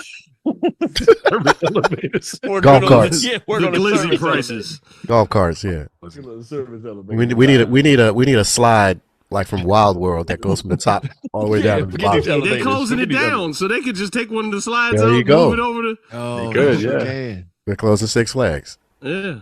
Real answers. Thank you. He's got to address the defense, man. He's got to address the defense. We haven't had a Defense has strong got defense in talent a very problems. long time. I think that's the first area. We need an edge rusher, and we need some DBs. I mean, I feel like Mikey Sanders still, Quan Martin. I like Jacob Martin at linebacker too. I feel like now that he's going to step up, he's probably going to get some playing time. But Johnny Newton, I don't know what's up with him. He's not getting any playing time. Javon Kinlaw, Dorrance Armstrong, they're all out. We just don't have anybody that can rush the quarterback right now. And I feel like that's the primary area. And we need speed on defense. Our defense is slow, man. And very old. slow. Yeah, we need very faster slow. linebackers. We need a lot of people. And like defense, we need pieces. And to think that we had a bunch of linebackers running the team that gutted them like that. Rivera and Jack Del Rio, like great all-pro Hall of Fame linebackers, and they just gutted our linebacker core. Well, that's because what was the general manager's name under Rivera? Well, Mayhew was Mayhew, but, right? but, The other one from Ron Carolina. Rivera really did all of the. No, it was the other guy from Carolina. Oh, I don't remember. What's his name? But apparently he's terrible at drafting. He's very good at first round picks, but from 2 to 7, absolutely terrible. And that was part of the problem. 2 to 7 is the real draft. In the first round is kind of somebody else can tell you who you're supposed to take in the first round. Anybody can draft in the first round. Who did Mel Kiper say we should take? Do you guys want me to read you all of our free agents that are coming up here? Sure. Oh, for this year, yeah. So these got out of contract: Debo, Bobby, Mariota, Ertz, Von Miller, Jonathan Jones, Matt Gay, Austin Eckler, Andrew Wiley, Dietrich Wise, Noah Brown, Jacob Martin, Noah I, Trent Scott, Jeremy McNichols, Eddie Goldman, C-Rod, Chris Paul. Then you've got an option on Deron Payne. You've got an option on Marshawn Lattimore. There's a couple others out there. So a lot of them are. A lot of them won't be back. We have Greg could have just said the team. We Right, he have really the could. second. We have the second most players not under contract this summer. But that was by design, though. Peter signed those older guys to short contracts so that he can try to. He's trying to build through the draft as he finds talent in the draft that he can get rid of them guys. Sure. So he's doing that on purpose. Sure. I mean, some of them will be back. Some of them will be back. I don't think Bobby Wagner will be back. Marshawn definitely won't be back. I don't think Eckler will be back. Ertz is Noah Brown won't be back. I feel like Ertz is washed. But I think I kind of feel like Deron Payne will be back. I think he's going to have some trade value. I think they're going to trade him next season. Chris Paul, I think, will be back. I'm the real Chris Paul. But a lot of cats are going to be gone. And I think that, like Trey said, it was by design. You sign them to 1-year deals so you can filter them out and bring in some of the young cats so that we can get faster. That's the whole point of this whole thing, is to get faster. All those old guys are designed to be, each year he look and see, okay, out of the guys, young guys we brought up, who can we replace, and then just let them go. Yeah, we just gotta let Adam cook, man. We gotta let. Adam. I mean, he's doing that. It's going to take time, but the good side of that is we're not overcommitted to no old guys in long contracts. We're not the Wizards. Yeah. Jeez, man. Damn. Freaking paying Jordan Poole and Kyle Kuzma all that money we were paying them. God. Oh. Basketball's different. Do I need to ask this Cowboy question? We didn't. Nah, skip it. Skip it. I don't think so. Skip it. Fine. All right. Nah. That was over in the preseason. Oh shit. The Cowboys? Let's go into the Wizards. Chill out. Oh God. What is the reason the Wizards still cannot win games? Defense. I think it's defense. They play very well in the first half, but in the third and fourth quarters, they give up the most points. Oh, like always? This season, that's how it's been. The second half, they just they forget how to play in the second half. That's how it's been for like the last. CJ McCollum. I would say years. 4 years. Yeah. I mean, I was going to narrow it to 4, but it might be 10. Yeah, they think because they think they can. It's basically they think they can run with everybody, which they show that they can maybe for 3 quarters. Typically it's 2 quarters, but usually like 2.5 quarters. Like it's a close game, and then I don't know if they're running out of gas or they don't have a good bench. Team, well, there's that. So then that does play into them running out of gas, but it's also the other team understanding how they can really like, oh, y'all ain't that good. Like it's been like that since Wall left, man. Like honestly, like it's been like by that. the third quarter, the other team is like, oh, they trash. Let's Let's go ahead actually and play finish some them all. defense. It's I like don't the think that was a All-Star real game. question. It's like That wasn't every a game. real It's like question. every game is like the All-Star game for them. Like we're not gonna play serious till the fourth quarter. So the other teams don't take it serious until the fourth Palisade quarter. It's Hybrid like, versus oh, Highlander yeah. Hybrid. With the Palisade Hybrid, What the heck you is can get that? all this. I don't know. With the John, you're the one with control. Oh, that was a You running pop up. commercials? I had You a running pop up. commercials now. Dang. My Dang, ad man, we getting blocker. paid for that? My ad blocker's off. We didn't get paid for that. Everybody's getting a Palisade. Just so you know. Okay. Oh my God, you get a So- Palisade. You Palisade drive Witt to the stage from the stage. Yeah, it'll drive Joe Witt down to the field. I don't think that was a real question. The Wizards just suck, motorcade. man. The defense sucks, and Yeah, but there's been all this promise about all these first round picks that we have playing for us now. And what's his name? Who came from the Houston Rockets? Not C.J. McCollum. What's his name? Cam Whitmore. Cam Whitmore. Yeah, Cam. I mean, Alex Sarr is actually playing really well. He's just not getting the ball enough. They need to get him the ball more. I mean, Keyshawn George is playing well. Trey Johnson is hit or miss, but they got to get the ball to Alex Sarr a lot. Our team doesn't know their roles and identity yet either. We just have There a it bunch is. of guys. I mean, you got There it is. George and Sarr, and you got There it Bilal, and then Yeah, you got there's no I identity. mean, you got all these guys, Trey, and you got all these different guys, and it's like, don't nobody know where they fit in on this. This team doesn't have that yet. They're trying to figure out who their leader is. Like they're trying to figure out who right. the guy is, Yeah. and Yeah. they can build around that. So right now they're just taking a bunch of talented prospects.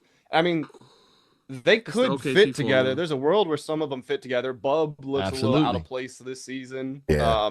Showed some Oh, promise yeah, last Bub, season. too. But I mean, like I'm It's looking 'cause at he's their been there numbers late, right though. now. He just got there late. That's also why I'm looking Bub at the I'm looking at the Wizards numbers right now. They got the third worst defensive rating. They got the second worst offensive rating. They are 20th, so 10th worst in rebounding. They're 23rd Do they play in basketball? turnovers. Like You can just say they're the they don't worst play in the best. basketball. Yeah, there you go. They just don't know how to play basketball. They do in the first quarter, but that's it. and they paid CJ and Chris $30 million plus.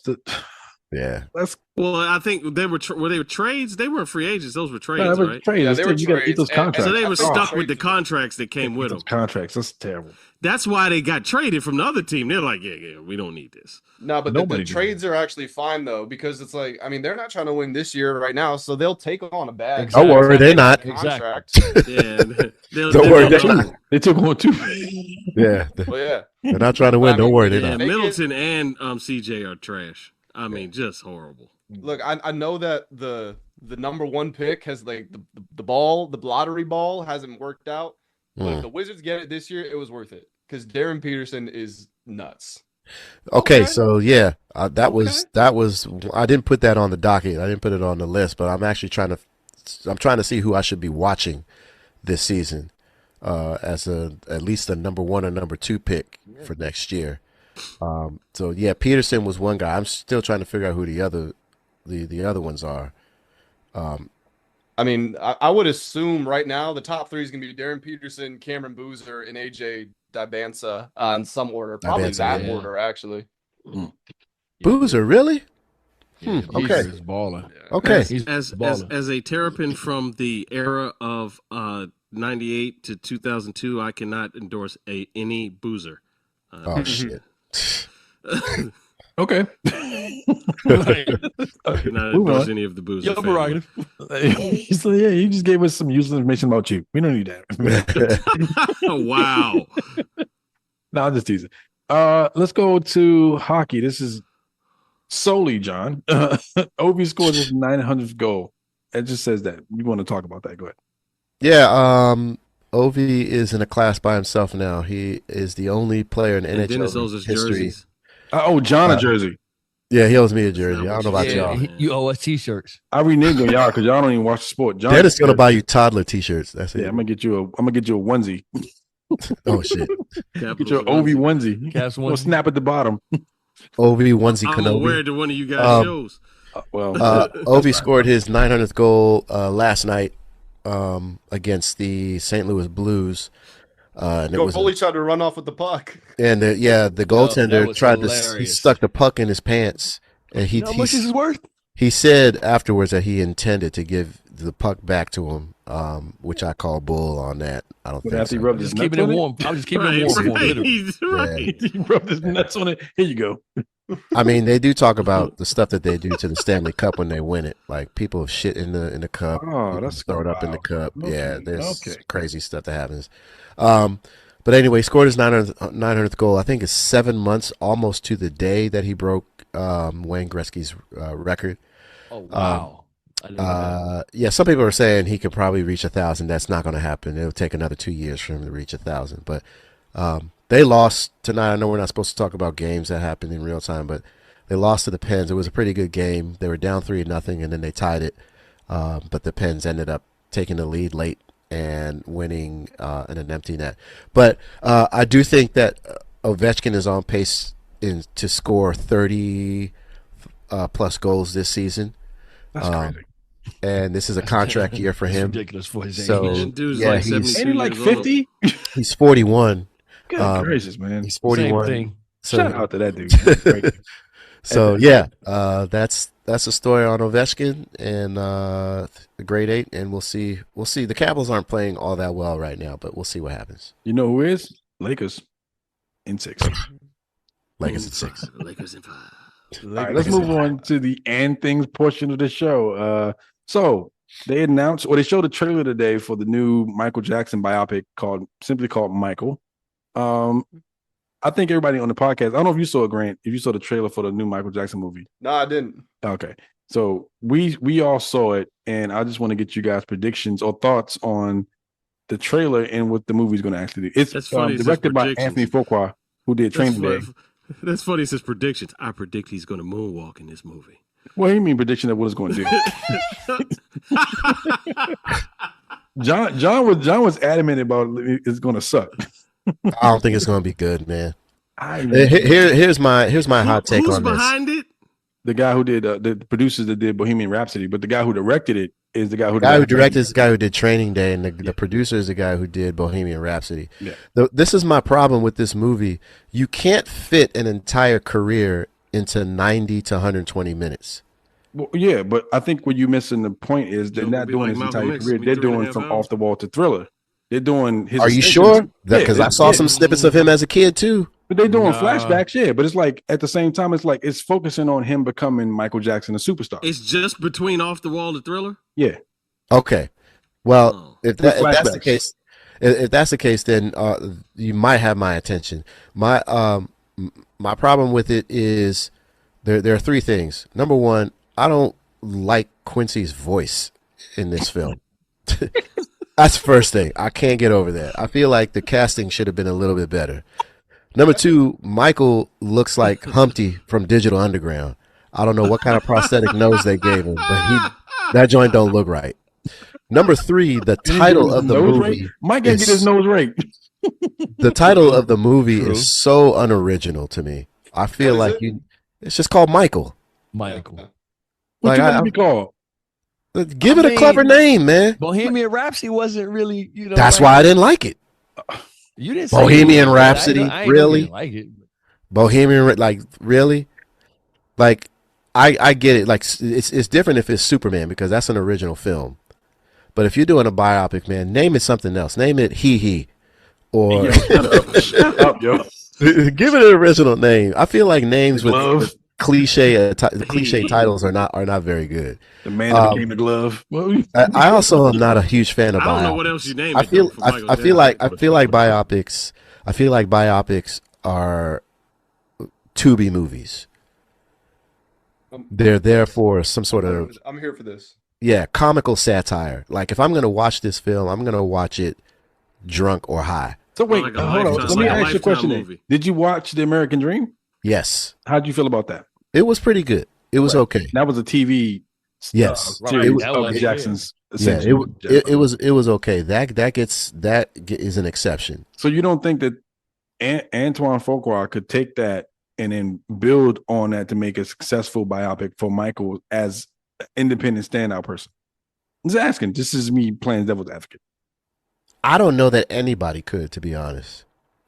Okay. I just feel like any Michael, Prince, Michael Jordan, Mike Tyson, any sort of biopic recreation is not worth doing.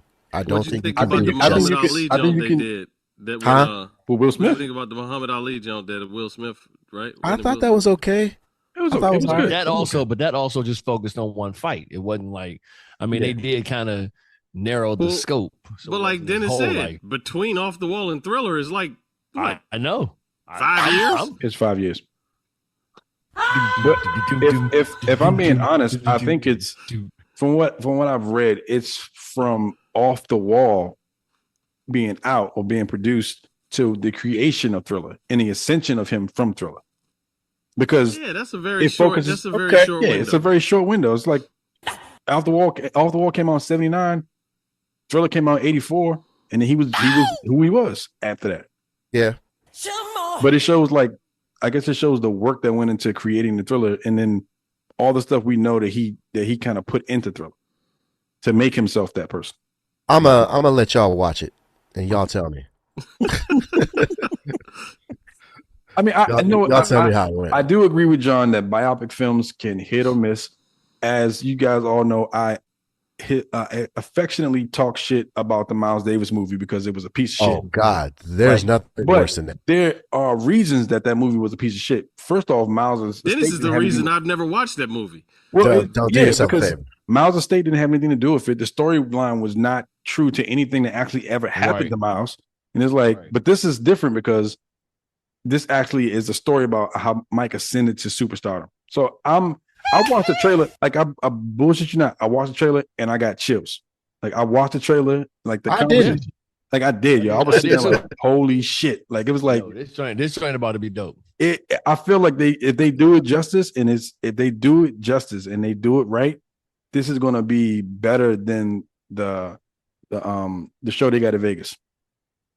I just don't see it. You know Only how thing I they don't want say- people doing is dressing up, going into the movies dressed like Michael. That's weird. But You know how they say you're not supposed to make like sequels of great movies, right? Right. Me personally, if I'm like the names that were mentioned, Mike, Prince, like Jordan, Tyson, whatever. If I'm watching a movie about this people, I want it to be a documentary where I'm actually learning. I don't want to see a fictional or version. creative recreation because you're not gonna give me an image better than the one I have right here. So if I'm gonna learn Exactly. something, that's one thing. But Exactly. yeah, It was like it So was here's like what it was I like do, when but it was like when the first OJ documentary came out on ESPN, the 5-part series, and then the Cuba Gooding Jr. one came out. And everybody's like, "Did you see the Cuba?" I was like, "Hell no! I saw the I didn't watch documentary." that. I actually did like the Cuba Gooding Jr. one. But here's the thing, didn't I, watch I it. mean, but that's a different story. There's no OJ show that I haven't liked. Because that story is just What? crazy. what do you mean by that? Yeah, what are you talking about? I'm not a murderer. I'm not a murderer. Were you there? I'm not a murderer. he likes OJ. What the? I'm not a murderer. No, You know, you could stab somebody with a flute. I like that Grant Yo, got shut that as well. I appreciate that.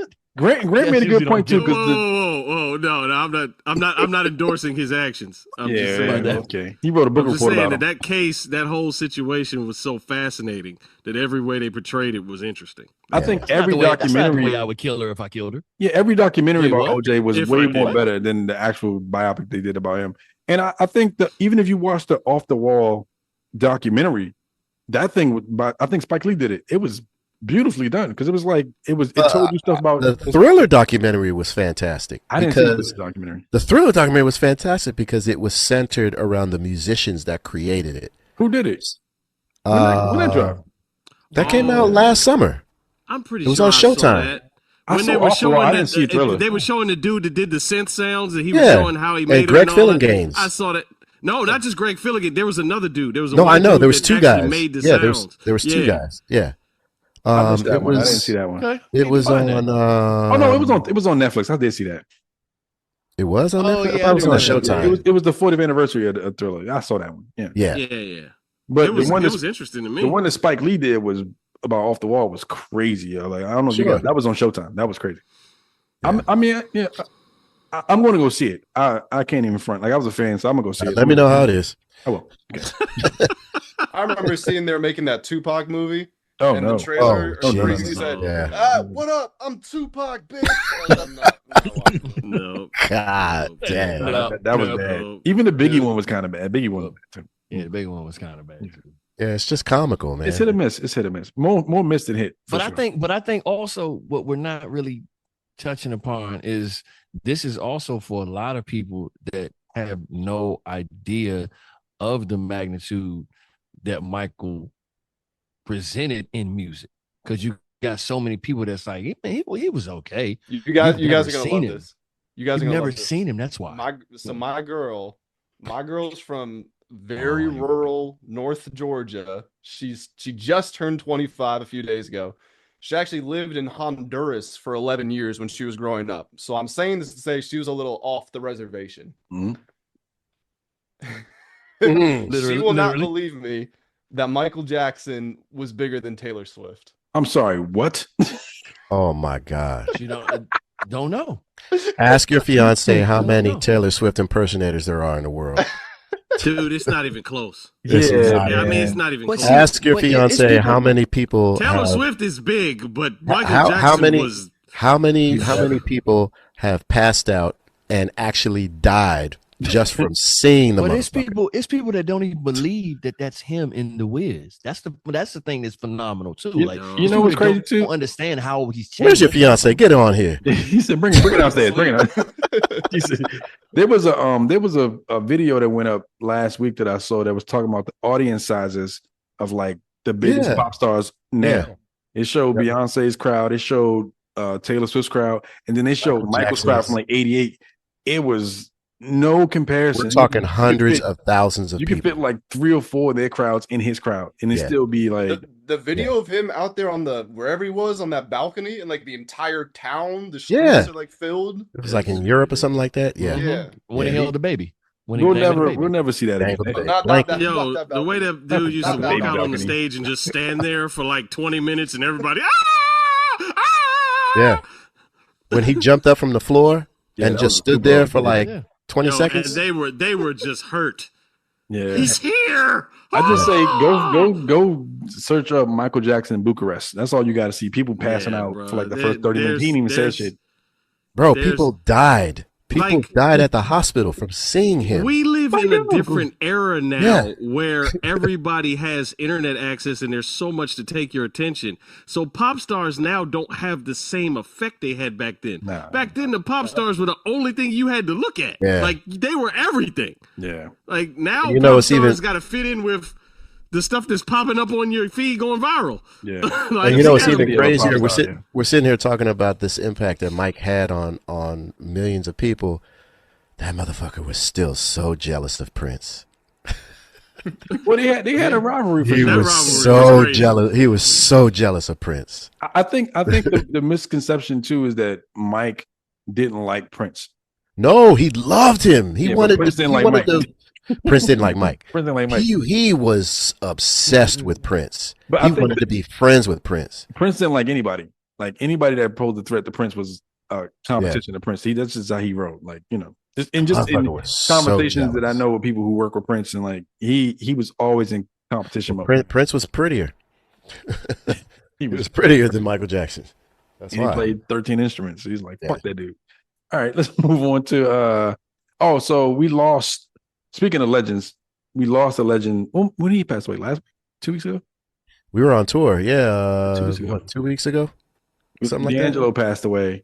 Oh, I saw that. Yeah. And his funeral was last Sunday, I think, if I'm not mistaken, in Virginia, in his hometown. Let's just share if you have any memories or stories about D'Angelo. If you have one, you can share it. I wish I did. I would Yeah, say it like that. I wish I did. Yeah, I don't have any personal stories. I don't have to be personal, just something that if like how we, Something I mean, that we talk about how he impacted music and how he impacted like a whole. I mean, his relationship with Jay Dilla and all that stuff, and if But that he was impacted a you super- musically.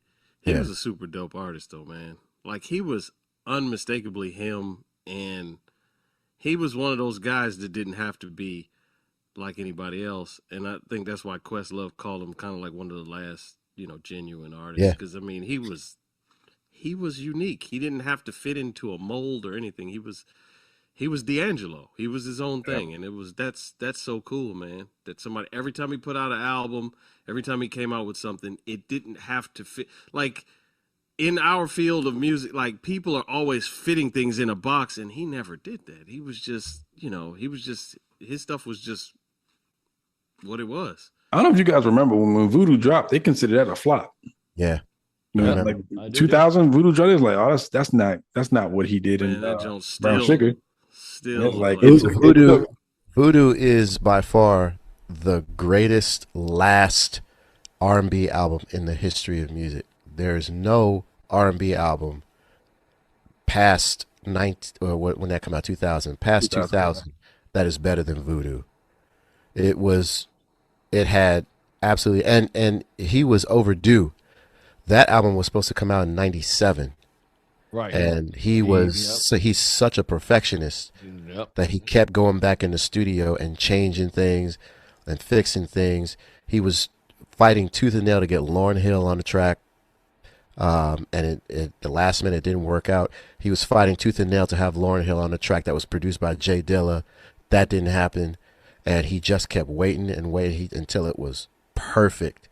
And I got to tell you, the first time I heard it, I was leaving my girlfriend's house at the time at like 1 a.m, and PGC played it the night before it came out. The whole album. And I just sat in the car. I took the long way home and listened to it. I was like, yo, this album is insane. And I remember everybody, when that album came out, they're like, yo, this album sucks. Because it didn't sound like Brown Sugar. I'm like, y'all motherfuckers crazy as shit. It's crazy too, because I think D'Angelo was one of the last artists to kind of fall into that Prince, Michael kind of like artist mystique thing, where it's like, I don't have to be in front of you every day for you to be checking for me. And when I drop something, you're gonna check for it. I think he fell into that little niche as well. I mean, I remember when Voodoo dropped, I was in college, and my brother Boo, I would give him rides home to Portsmouth, and he put on Africa.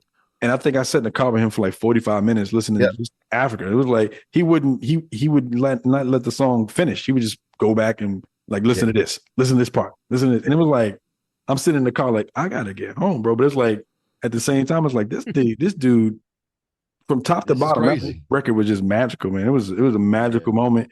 And it's like if you slept on it, you missed it. Yeah. And it's like, sure, that's just what it was. And then you came back to it later. It's like, oh, now you're like bandwagoning because now I understand how good it was. Yes, it was. Yeah, we were trying to tell you from Jump Street. It was a dope record, you know? Yeah. So yeah. I just gotta say, so this like my young ass, I'm 27 years old, about to turn 28, and I feel old, but like I'm so jealous because I feel like I got a lot of great music in my generation, obviously, but kind of what we were talking about with Mike, right? Nowadays, you know, if I saw, I don't know, if I saw Chris Brown or whoever in person, it might be crazy to me. But with the internet, it's kind of like, oh, like that's cool, but you know, I've seen you a million times before, right? In this era of music, the thing that I'm sure it's like the grass is always greener, but I wish I was in that era where it's like this album dropped, the world stops. So that I could hear it. Yeah. Now it's like I got an hour with this album, might give it some burn for the rest of the week, and I'm on to the next one. And I hate that. That's how it attention is span now. is dropped. Yeah. We talked about this a couple weeks ago. The next thing happens. I mean, it might not even be an album. It might be a movie. It might be TV. It's just always something happening every 5 minutes.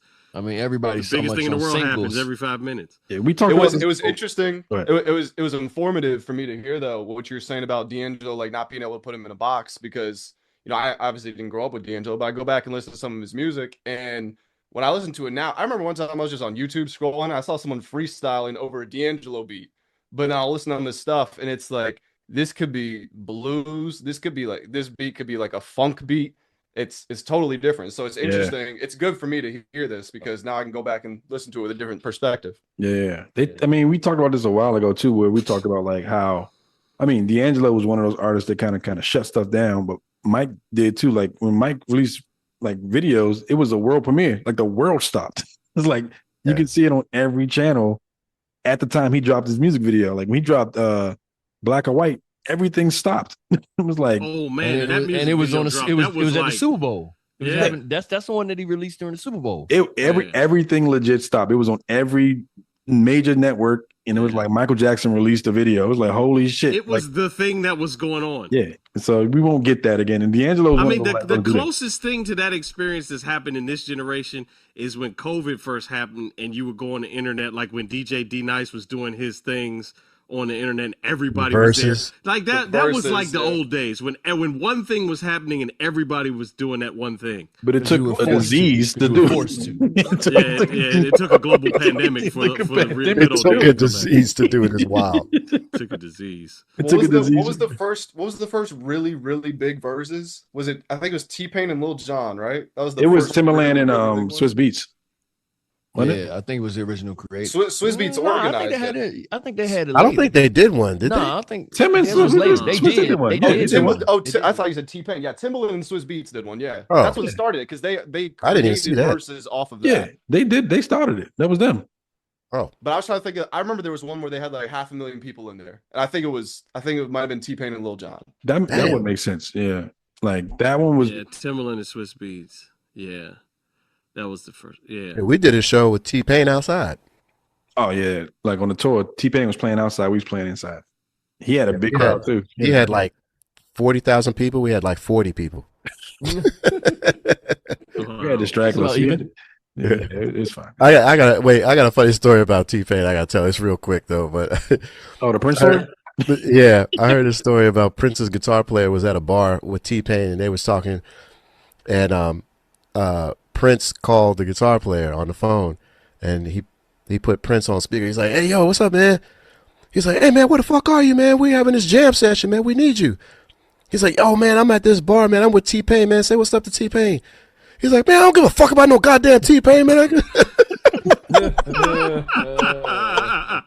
he was on speakerphone. Wait, I swear T-Pain had that same experience on like a plane. Does anyone know the story I'm talking about? Oh, damn, people don't like T-Pain, huh? I swear T-Pain saw somebody like it might have been like Quincy Jones or someone on a plane. Oh no! And he went up to him and he was like, "Yo, like you inspire me to do music." Whoever it was, it might not have been Quincy, but someone. Situation that ain't your pretzels.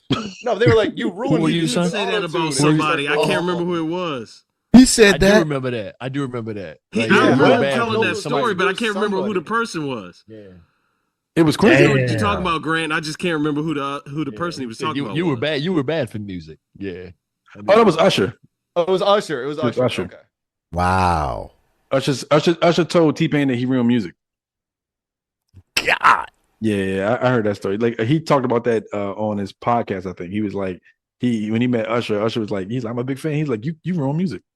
Yeah. Thanks. And then Usher made OMG. Right. Exactly. With him, man. Like, shut up. All right, since we talk about artists, a quick D'Angelo joint though for y'all going is on a lighter note. Do y'all remember when the comedian dude Hits remade the "How Does It Feel" video?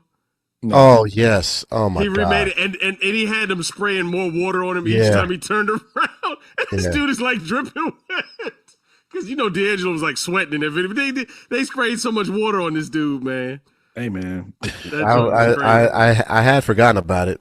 How did this feel drop? That was a single that dropped. But I remember I was in the student union at my school, and like girls just stopped walking. Like, they were kind of going crazy over that. Yeah, that video was on repeat everywhere. I was like, we can't win. You won't win against. Yeah, they were going crazy over that one. All right, let's move on to artists of the week. This is our picks for music. Grant and Shaw, I guess you can go first. Yeah. So I mean, first time here, I thought I was gonna be under pressure to break a new artist. Didn't have them pulled up, so I just went with someone that I was listening to during the day. I listen to music. I was about to say I don't know what you guys do, but you guys make music.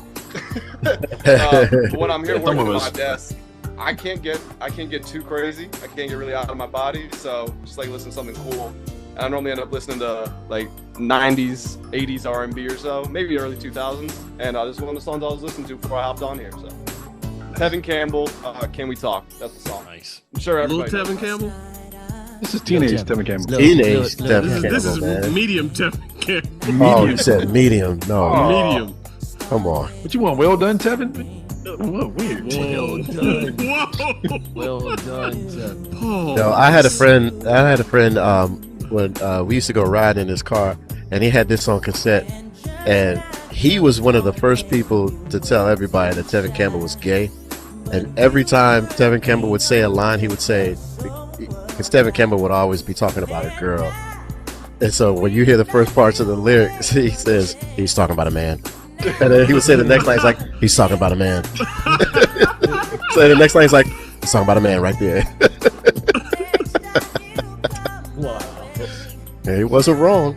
No, but look. Frank Ocean wouldn't even hide it. He would tell you he was talking about a man in his. Yeah, he don't care. Now he won't stop talking about it. Yeah, him and Tyler don't care. They, I'm like, motherfucker, will you just make some music? We get it. You gay. It's all right. nobody cares. No, I'm ready. The Tevin Campbell I'm Ready record was a dope record. But you can tell Babyface is all over this joint. It's for sure. Yeah, it's absolutely. not This is the straight up Babyface formula in this joint. yeah, for sure. Except for the song that Prince did. Oh, yeah. Yeah. Round and Round. That wasn't on that record. Oh, no, that was the first one. Let's Right. break it down. I Break it think down. my favorite Yeah. Tevin Campbell is still the original on Quincy Jones' Back on the Block. Tomorrow? Dun, dun, dun, dun, dun. Yeah. Oh, Yeah. okay. Oh yeah, it is back on the. He like pre-Tevin. Oh, shit. Oh, wait God. a minute. That sounds. No. That sounds. Oh, no. It's Oh. Jay, go. You got your pick. Mine is Alan Stone. Alan Stone. Whoa. Ever heard that name since the drummer got fired? That's not in here. That's not in here. No, you picked Alan Stone the other time. I did. Yeah. Here he go. Oh, okay. Then. Hold on. You then. picking Alan Stone my again? fault. You're right. It's Mobb Deep this week. What? Same thing. Oh, Same thing. infamous. Same thing, right? No. They had a new album, and The new old album? No, it's new. Nah, this is new. It's new, but they have been they've been holding it for a long time. Oh, yeah, you're right. Yeah. You're right. Yeah, I mean, Some it of can't some be of his- too yeah, new. some of his verses. because, Right, it like, can't be too Some of new. his verses. But this one has Pusha T and Malice on it. So Yeah. like it's definitely like It's all Real produced by rap. Al, right? yeah. Al's going to get It's- producer of the year at the Grammys. Man, Man. he's going. Al is on everything. You mean Alchemist? Yeah, he's winning right now. He's on everything. I'm just glad his beats got drums on this one. right. Hey, he's just following the formula, I man. mean, yeah, Al without drums is like. West Side Gun, Rock Marciano, Bruiser Wolf. They don't want drums on their beats. I get it, but put drums on there, please. Speaking of Pusha T and Malice, you guys like the new Clips album? I do. Yes. Yeah, pretty good. Some of us do. It's pretty good. John likes Slick Rick's record was better. There was one song in particular where Pusha T said that he was mimicking Guru the whole song, which I thought was interesting. Yeah. Oh, which one is that? POV. Oh, I got to go back and listen to it. Yeah. Shit. He's been in many interviews like talking about how he mimics somebody's style, which is My really name is cool. Gangsta. Like he's actually admitting to it. Like, yeah, man, for this one, I literally had so and so on my mind, so that's why Ain't you nothing hear wrong with that, cadence man. like so and so. You're a son like Elroy. I ain't mad at that. Right. All right, Trey, go ahead and pick your jazz record for the week. Yep, here we go. So my artist of the week Why is this is dude in a none other flute? than Grover Washington Jr. I knew it. Told you. Yeah. There you go. Trey doesn't Hey. like lyrics, Grant. That's basically what we learned. Trey doesn't Hey, like man. lyrics. Listen. Anti-lyrics. This is coming from Tevin. One time they thought I picked Lil Wayne and it was Dwayne Shorter. But Gosh. Wow. Lil Wayne Shorter. Lil Wayne Shorter. Sound like he played a harmonica. I don't want to see that photo. Lil So Wayne Shorter. Grover Washington has left us, about 26 years ago. But Grover was a great a jazz saxophonist, but he brought jazz into soul music, and Bill Withers. and he worked with all kind of people. Bill Withers. I think he's got joints with Patti LaBelle. I mean, he worked with all kind of people. That's him on Just the Two of Us, right? Yeah, Yep. Yeah. that's him. him and Bill Withers. But yeah, Grover. Bill Withers don't even get credit for it. They just say Grover like Washington. this whole genre that they have called smooth jazz now is really kind of like trying to copy what Grover did, but taking jazz and mixing it in with some like soul music. But like nowadays, smooth jazz kind of like lacks the soul, and it's more kind of like elevator music. But like if you listen to some good Grover Washington Jr., it's for real like soul music. I like elevator music, man. Hey man, I mean, There's some good elevator music out what there. did Mos Def say about that? She said When Drake they is asked about elevator Drake, music. He said it's good for shopping and Yeah, Drake is good for Target. Drake is good to listen to when you're at Target. there was definitely a period of time where contemporary jazz or like smooth jazz was a little more edgier. We're talking about like early 90s. yeah, right when they were now doing that there's kind of a fusion-esque type stuff. Yeah, and as a person who is into like R&B-ish type of jazz or what I put out, it's like there's a desire to distance yourself from what they call smooth jazz because you don't want to get caught in that Sure. box that you don't want to be in. Get caught in that tax bracket. It's a different tax bracket. Yeah. Ask Kenny G. Shit. Shit. Well, they ain't making the money that Kenny G made now. Not these Well, cats not is at doing all. it now. Kenny G still making Kenny G money. He got a bodyguard he's working on Kenny him. G. Yeah. Kenny G is that Kenny G he monetized it. Absolutely. And then they copied from taking what Grover did, from taking what people like Sanborn, Grover did, and then they take Kenny G, who monopolized it on from a business perspective. They take that, and now what they got now is just them trying to copy something that happened. I want people to stop 40 hating on years Kenny ago. G. Kenny G can play, man. I used to hate No, on that's Kenny not G hating on until Kenny I G. met That's him. I'm not saying on the you are. guys I'm not saying you are. I'm now just saying, people use it like Kenny G I can used play. to. Yeah. I was like, the real Kenny G is Kenny Garrett. Well, that's still true. And then John worked with Kenny G. Well, he's just a super nice guy. And then I realized he could actually play. Yeah, I didn't know he could play. We was in sound check. He was blazing. He was like, God damn. And Kenny someone G was like, he can actually play giant steps. yeah. He can play a lot better than he gives off. Yeah. Yeah, I mean, for sure. he's selling records, man. We ain't mad at that. John, He had something that worked, but for it to be like those records were in the 80s and 90s and stuff, and it's 2025 and people are still trying to use that formula. It's like that's not artistry. That's the problem I have with smooth Copy jazz and today. paste. They still trying to well, Kenny G made a lot of money off this, so they trying to reproduce that Kenny formula. G also rather had a thing in there where his dad Wave owned a Big lot of the radio Machine. stations. Yeah. So Yeah, he got to Wave play Big with his dad. Machine. Yeah, his Yeah, dad. and nowadays it's different. I mean, it's not even the radio era no more. It's We're streamed, yeah, it's we're all on streamed. playlists and stuff Yeah. now, so it's not even So be an artist it's and not come a up fair with something. Don't just try to copy a formula so that you can get Plays. whatever. All right. Yeah. John. My artist of the week, I think I had him last time, but I've been listening to him quite frequently. It's Larry June. He's one of my favorite rappers, not named Bruiser Wolf, out of the Bay Area. He also has quite a few songs with Alchemist. But he had an album that came out, I think, last year with Was the cover orange?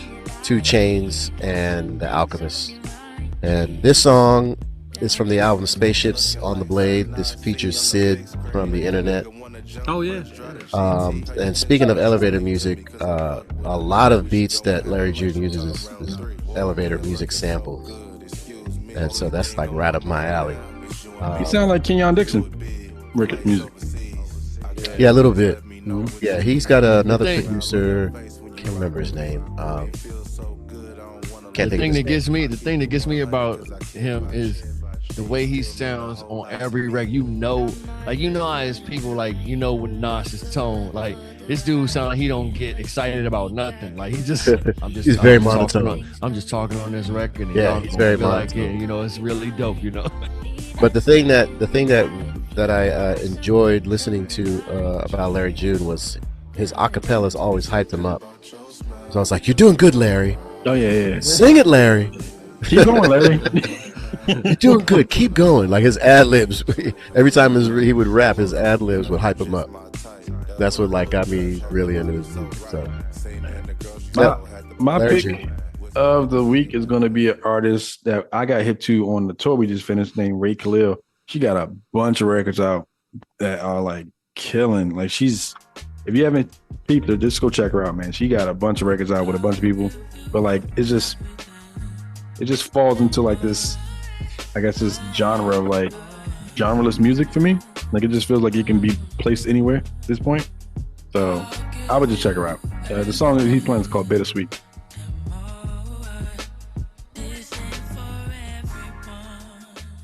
All right, real quick, because we're running out of time. We gotta do D'Angelo's. We gotta do our favorite D'Angelo's. Just name it, and I'll just play it. You don't have to talk about it, but Right. well, you can talk about it if you want. But Trey, you go first. I put chicken grease on Voodoo. I always like just the vibe. There's no He said he flow got on that that. from. He said he got that from Prince. mm-hmm. He got it from Prince.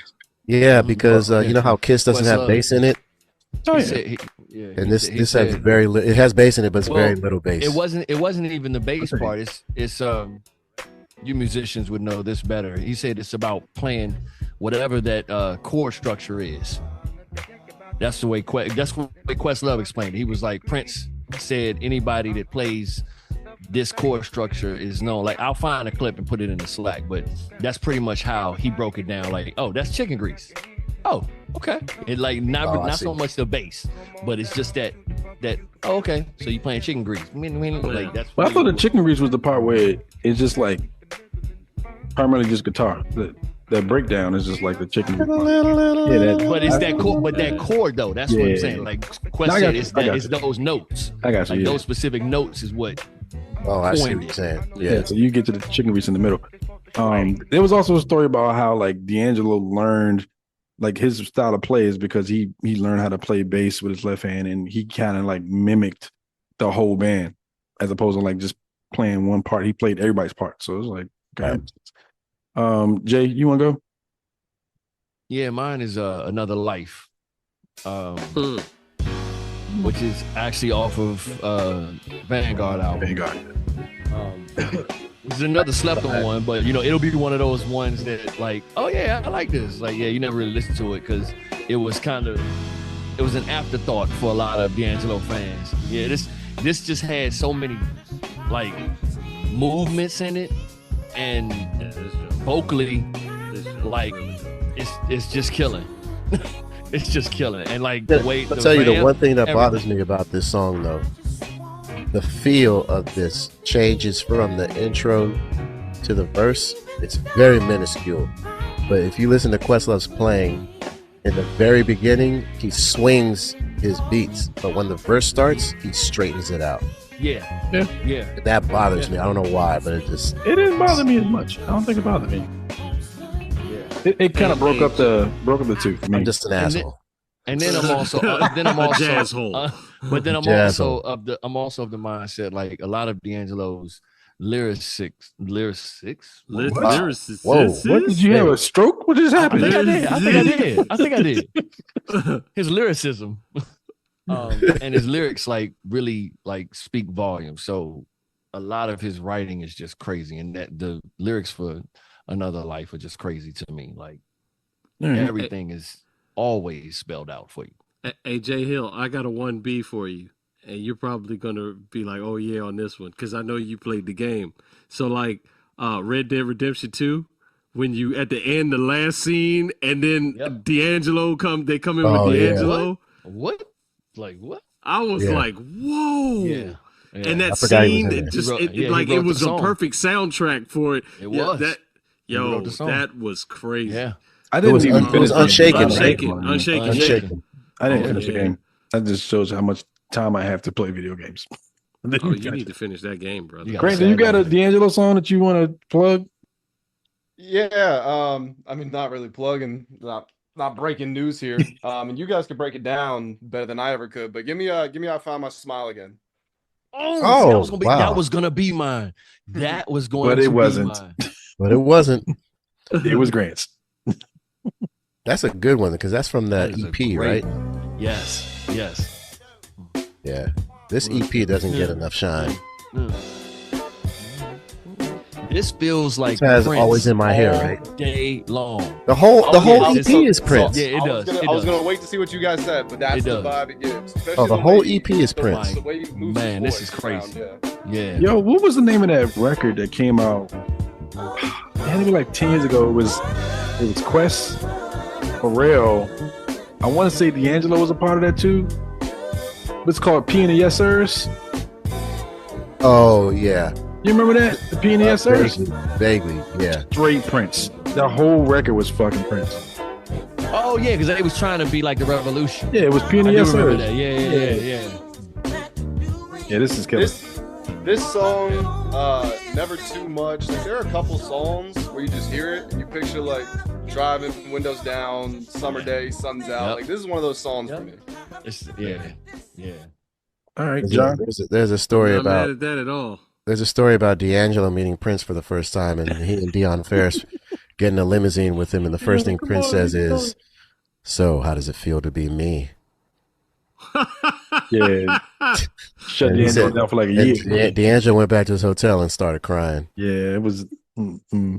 Yeah, that's actually a real story, Grant. We're not making that up. It's a true story. See, you can say the same thing about Rick James and Prince though, because Rick James was like, "How does it feel to be me, bitch?" Yeah. It's like Prince is like, everybody comes from somewhere. Yeah, whatever. All right, Like, yes, John, you go. Okay, so I'm gonna play an exclusive. This is One More Again, but this is the rehearsal of the Voodoo tour. Yeah. So this is obviously D'Angelo,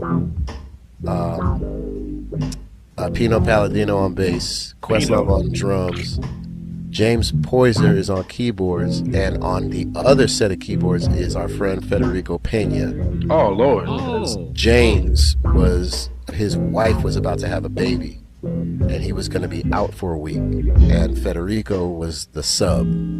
So this is the rehearsal of Federico learning the songs. And Federico, I remember I went to Federico's house like in 2003, and he gave me this cassette, and he didn't tell me what it was. It was a black cassette, and he goes, "Take this, listen to it, copy it, don't tell nobody." And I remember listening to it on the way. I was like, "What the fuck?" And there are some fucking gems on this cassette. I transferred it. It's all rehearsal? It's all rehearsals. I mean, you can hear D'Angelo saying, yeah, no, you can play that shit. Yeah, play that shit. You can hear Questlove laughing in the background. There's only like 3 or 4 songs on this rehearsal tape, and I think it's like 30 minutes. But there were several cassettes. There's like 4 or 5 cassettes, but this is one of the cassettes. Yeah, I'm sure. But this is One More Again, obviously. These are the type of bootlegs that we need. Yeah. This is stuff that be in Prince voice. This is killer. Yeah. Federico is a monster anyway. Federico's great. I also loved the live at the Jazz Cafe joint he did. Yes, live sir. album. Oh yeah. That was 6 pretty- tracks of just killing. That joint is crazy. I think that's a joint with I think is it Angie Stone on that one? I think Angie Stone's on that one. Probably. I think she's on that one. I think that's one. I didn't know if it was her or not. Yo, I who's mean, the- there's- I forgot the person who told the story about them approaching Angie Stone in a parking lot just to like big her up and like, I'm a fan. And they were walking up to Angie Stone to talk to her. And then he was like, I walked up to Angie Stone. I was like, yeah, I'm a fan. And he's like, this figure came up behind me and was like, who the fuck you talking to? It was D'Angelo. Because, she's pretty protective. He didn't play that shit with Angie. He was like, that's my girl. Get away from her. Yeah. So I felt like John should have went last. My pick was kind of, it's Africa, but it's like you should have went last, John. I'm surprised nobody picked No, yours wasn't Africa. Motherfucker. Yeah. You should have went last. Oh. There's a story behind this one too. Oh yeah, the guy Ron Carter. Yeah, Ron Carter went and playing a song. Ron Carter was asked to play bass on this. Ron Carter. Yeah, wow. at the request of D'Angelo and Bob Power. And Bob Power called Ron What's it Carter. called? No, I'm not gonna do that. Yeah, that's exactly what happened. He called him and said, Title is what? "We have a song that we want you to be on." He goes, "Okay, what's the name of the song?" He goes, "It's called Shit Damn Motherfucker." He's like, "I'm not gonna do it." He goes, "Oh no! It's not like that. It's about a guy who finds out that his girl's cheating on him with his best friend, and he's very, very upset." He's like, "I don't want my name associated with songs that have drug usage, shooting, and curse words." He's like, "I'm sorry." And people died in that song. Yep. And so It's about a murder. Yeah, it's about a murder. Yeah. 2 people. But yeah, Ron Carter was supposed to be on the song. Dang. That reminds me of the story my brother told me when he was playing D'Angelo's live album for my father, and he got to that song, and he was like, "Yeah, Dad didn't like that one." I was like, "Why did you play him that?" Subsequently, my mom loved it. Oh shit! Right. I believe that. On the other side of the coin. I get with that shit, I believe motherfucker. that. Yeah. All right, let's do others of the week. This is documentaries, books, TV shows, movies, anything you're watching or reading. You can just plug it real quick. Who went first last? I picked J Hill twice. Trey, you go first. So I got a couple things. Oh Lord. I just Apple finished based. the- Couple? It's all Apple TV. I bet you it's all Apple TV. Let's go. Good. It's all I Apple just TV. finished. I don't know what season, whatever. The latest season of Invasion was pretty dope. That's Apple. And then Yeah, that's yeah, Apple. it's Apple. Mhm. And then there's another Apple one I'm watching right now Yep. called Murderbot, and I haven't decided whether I like it or not yet. I'm kind of. But you work for them, so you like it. Let's go. Go ahead, keep on. Okay. You got no choice. and of course the morning show. Yep. Yeah. Apple. He Let's likes go. it. All 3 Apple. Mhm. Let's go. Wait, hold up. Let's go. Question. I'll tell you one show I'm Do you watching feel- that I wait. haven't been enjoying this year. It's called the NFL season. 2 thumbs down. Wait, Trey. Been terrible. Question: do you feel like the storyline to the morning show season 5 now? This season 5, right? I think it's 4. 4. And mind you, I'm about 2 or 3 episodes behind current. So All right. So, but if do your you question, feel like I might not be. no? It's not. It's not a question about the storyline. It's a question about how slow this season is going. Do you feel like the season's gone slow? So to where I've gotten, I feel like what episode my wife and I just watched last night was like, wow, that could have been a season finale. So I don't feel like it's slow. Oh, you must have got to where they just talked about Corey. Hey, come on, man. Sorry. Yeah, I just said Corey. I I didn't just said wanna- Corey. do this. I said it was Corey. Shut up. I thought that was Corey. I don't want to say where I am because All right, just text me. It's fine.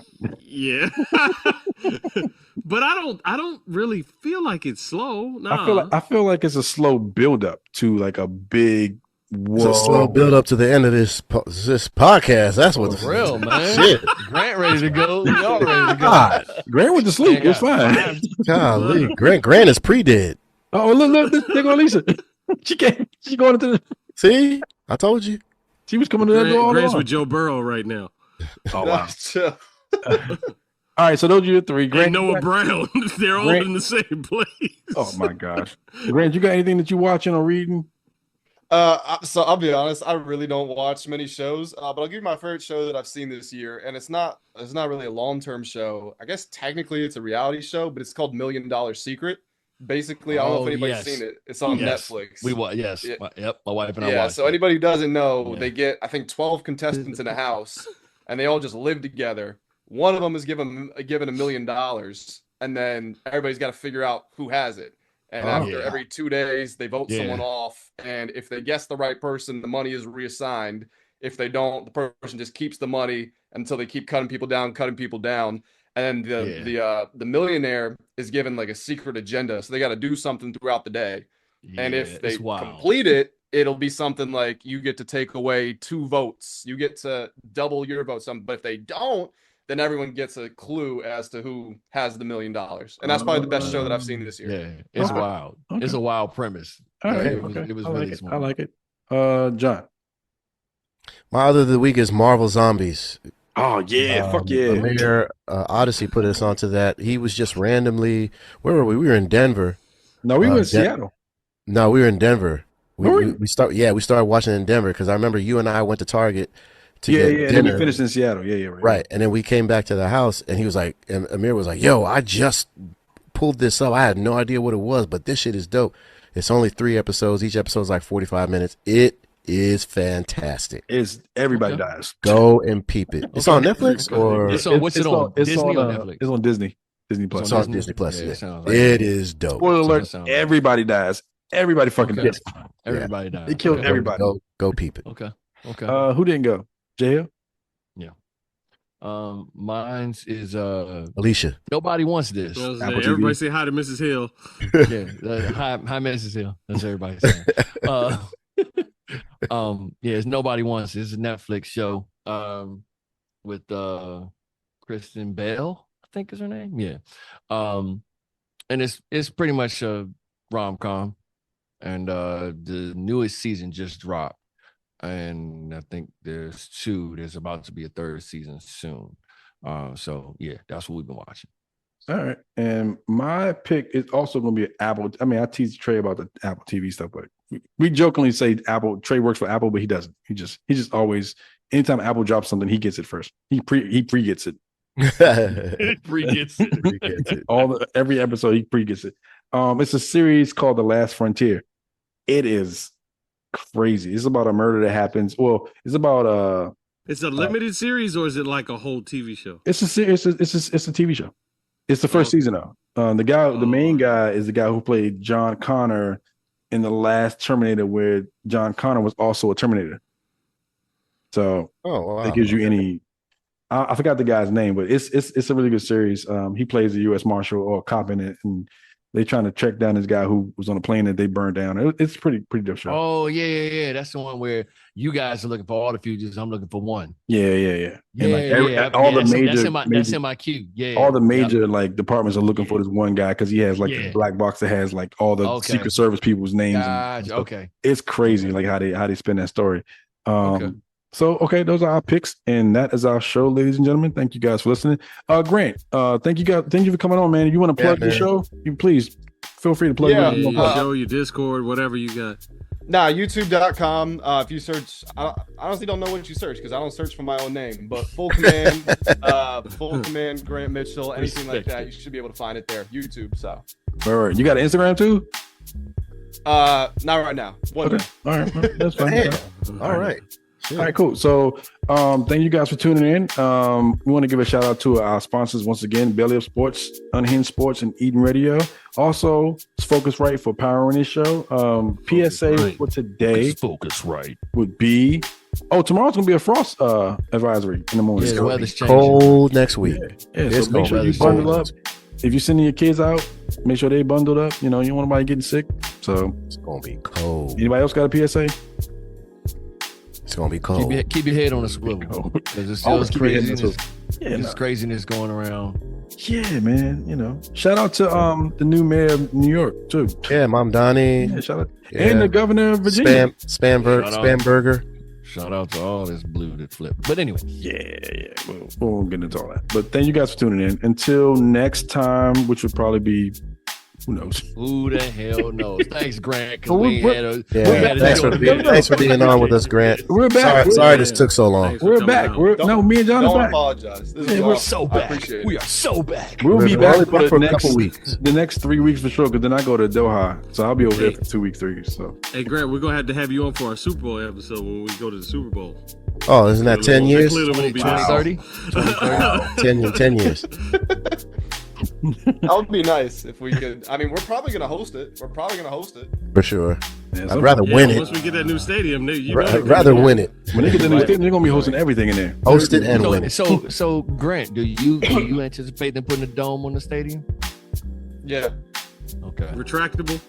I think it's part of the. Well, I shouldn't say it's part of the agreement because I don't know that for sure. But I know that there was a push to get the retractable dome because that increases the opportunities to host concerts and stuff like that. Of course. So. Yeah. You want to maximize that money, that maximize that output. You can have that they tried to air-conditioned, controlled environment. Yeah. They tried to snowball to New York and they see how bad it went. Yeah. Wouldn't you like to go watch a football game in December and it's 78 degrees inside the place? Exactly. Dude, I've been 75. When I was a kid and we went to RFK in December, bro, that was one of the best and worst experiences of my life. My toes were hurting so bad. Yeah. But I went We to end the show now. But did you die? I know. though? Like, Right. Craig keep giving us these useless But did you stories. die? Talking about his That's what I toes and do. shit. Somebody's That's what I toes do. hurt. All right. Until next week. We see you For guys. everybody interested in my toes. Oh my Appreciate y'all. Have you ever been walking down the street with your best bro, and while you're walking, you accidentally touch hands? And you think to yourself, that was weird, but I'm not gay. You are. You are gay. You are gay. Wow. Wow. Thanks, John, for that. Wow. Yeah, we got the vibe on deck, bro. Four dope brothers talking sports, so let's go. If you could just imagine some dudes into music get together to talk trash about whose team is losing. So here we go. D. Turner, John Lane, Trey Illy, J. Hill, the MVP, according to his theory. So now what? They got they mics and gizmos. Podcast rapper for DC, what it is, Mo. Yeah, we talking sports and things. From rookies who ball to vets who about to get more rings, plus more things like a jam session or something. Then we beefing cause our favorite team, John like slumming, John like pumping over podcasts and stereo. You want more than that whole hum, so here we go. Yeah, we go from bars to beats to podcast or AstroTurf with balls and cleats like that, y'all. Talking sports and things, talking sports and things. Reach the nomad up, talking sports and things. We talking sports and things. D. Turner, John Lane, talking sports and things. Baby, we're talking sports and things. Trey Illy, J. Hill, talking sports and things. Talking sports and things. DC, baby.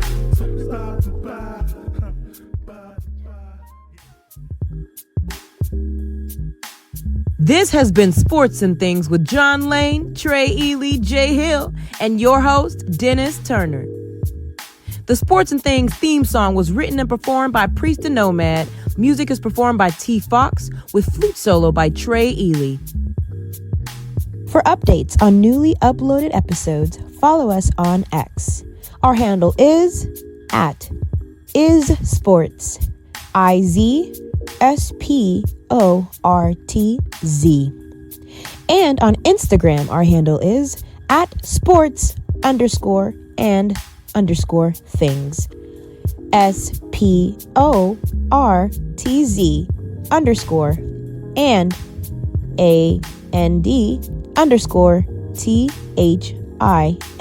SPORTZ_and_THINGZ. Thanks for listening.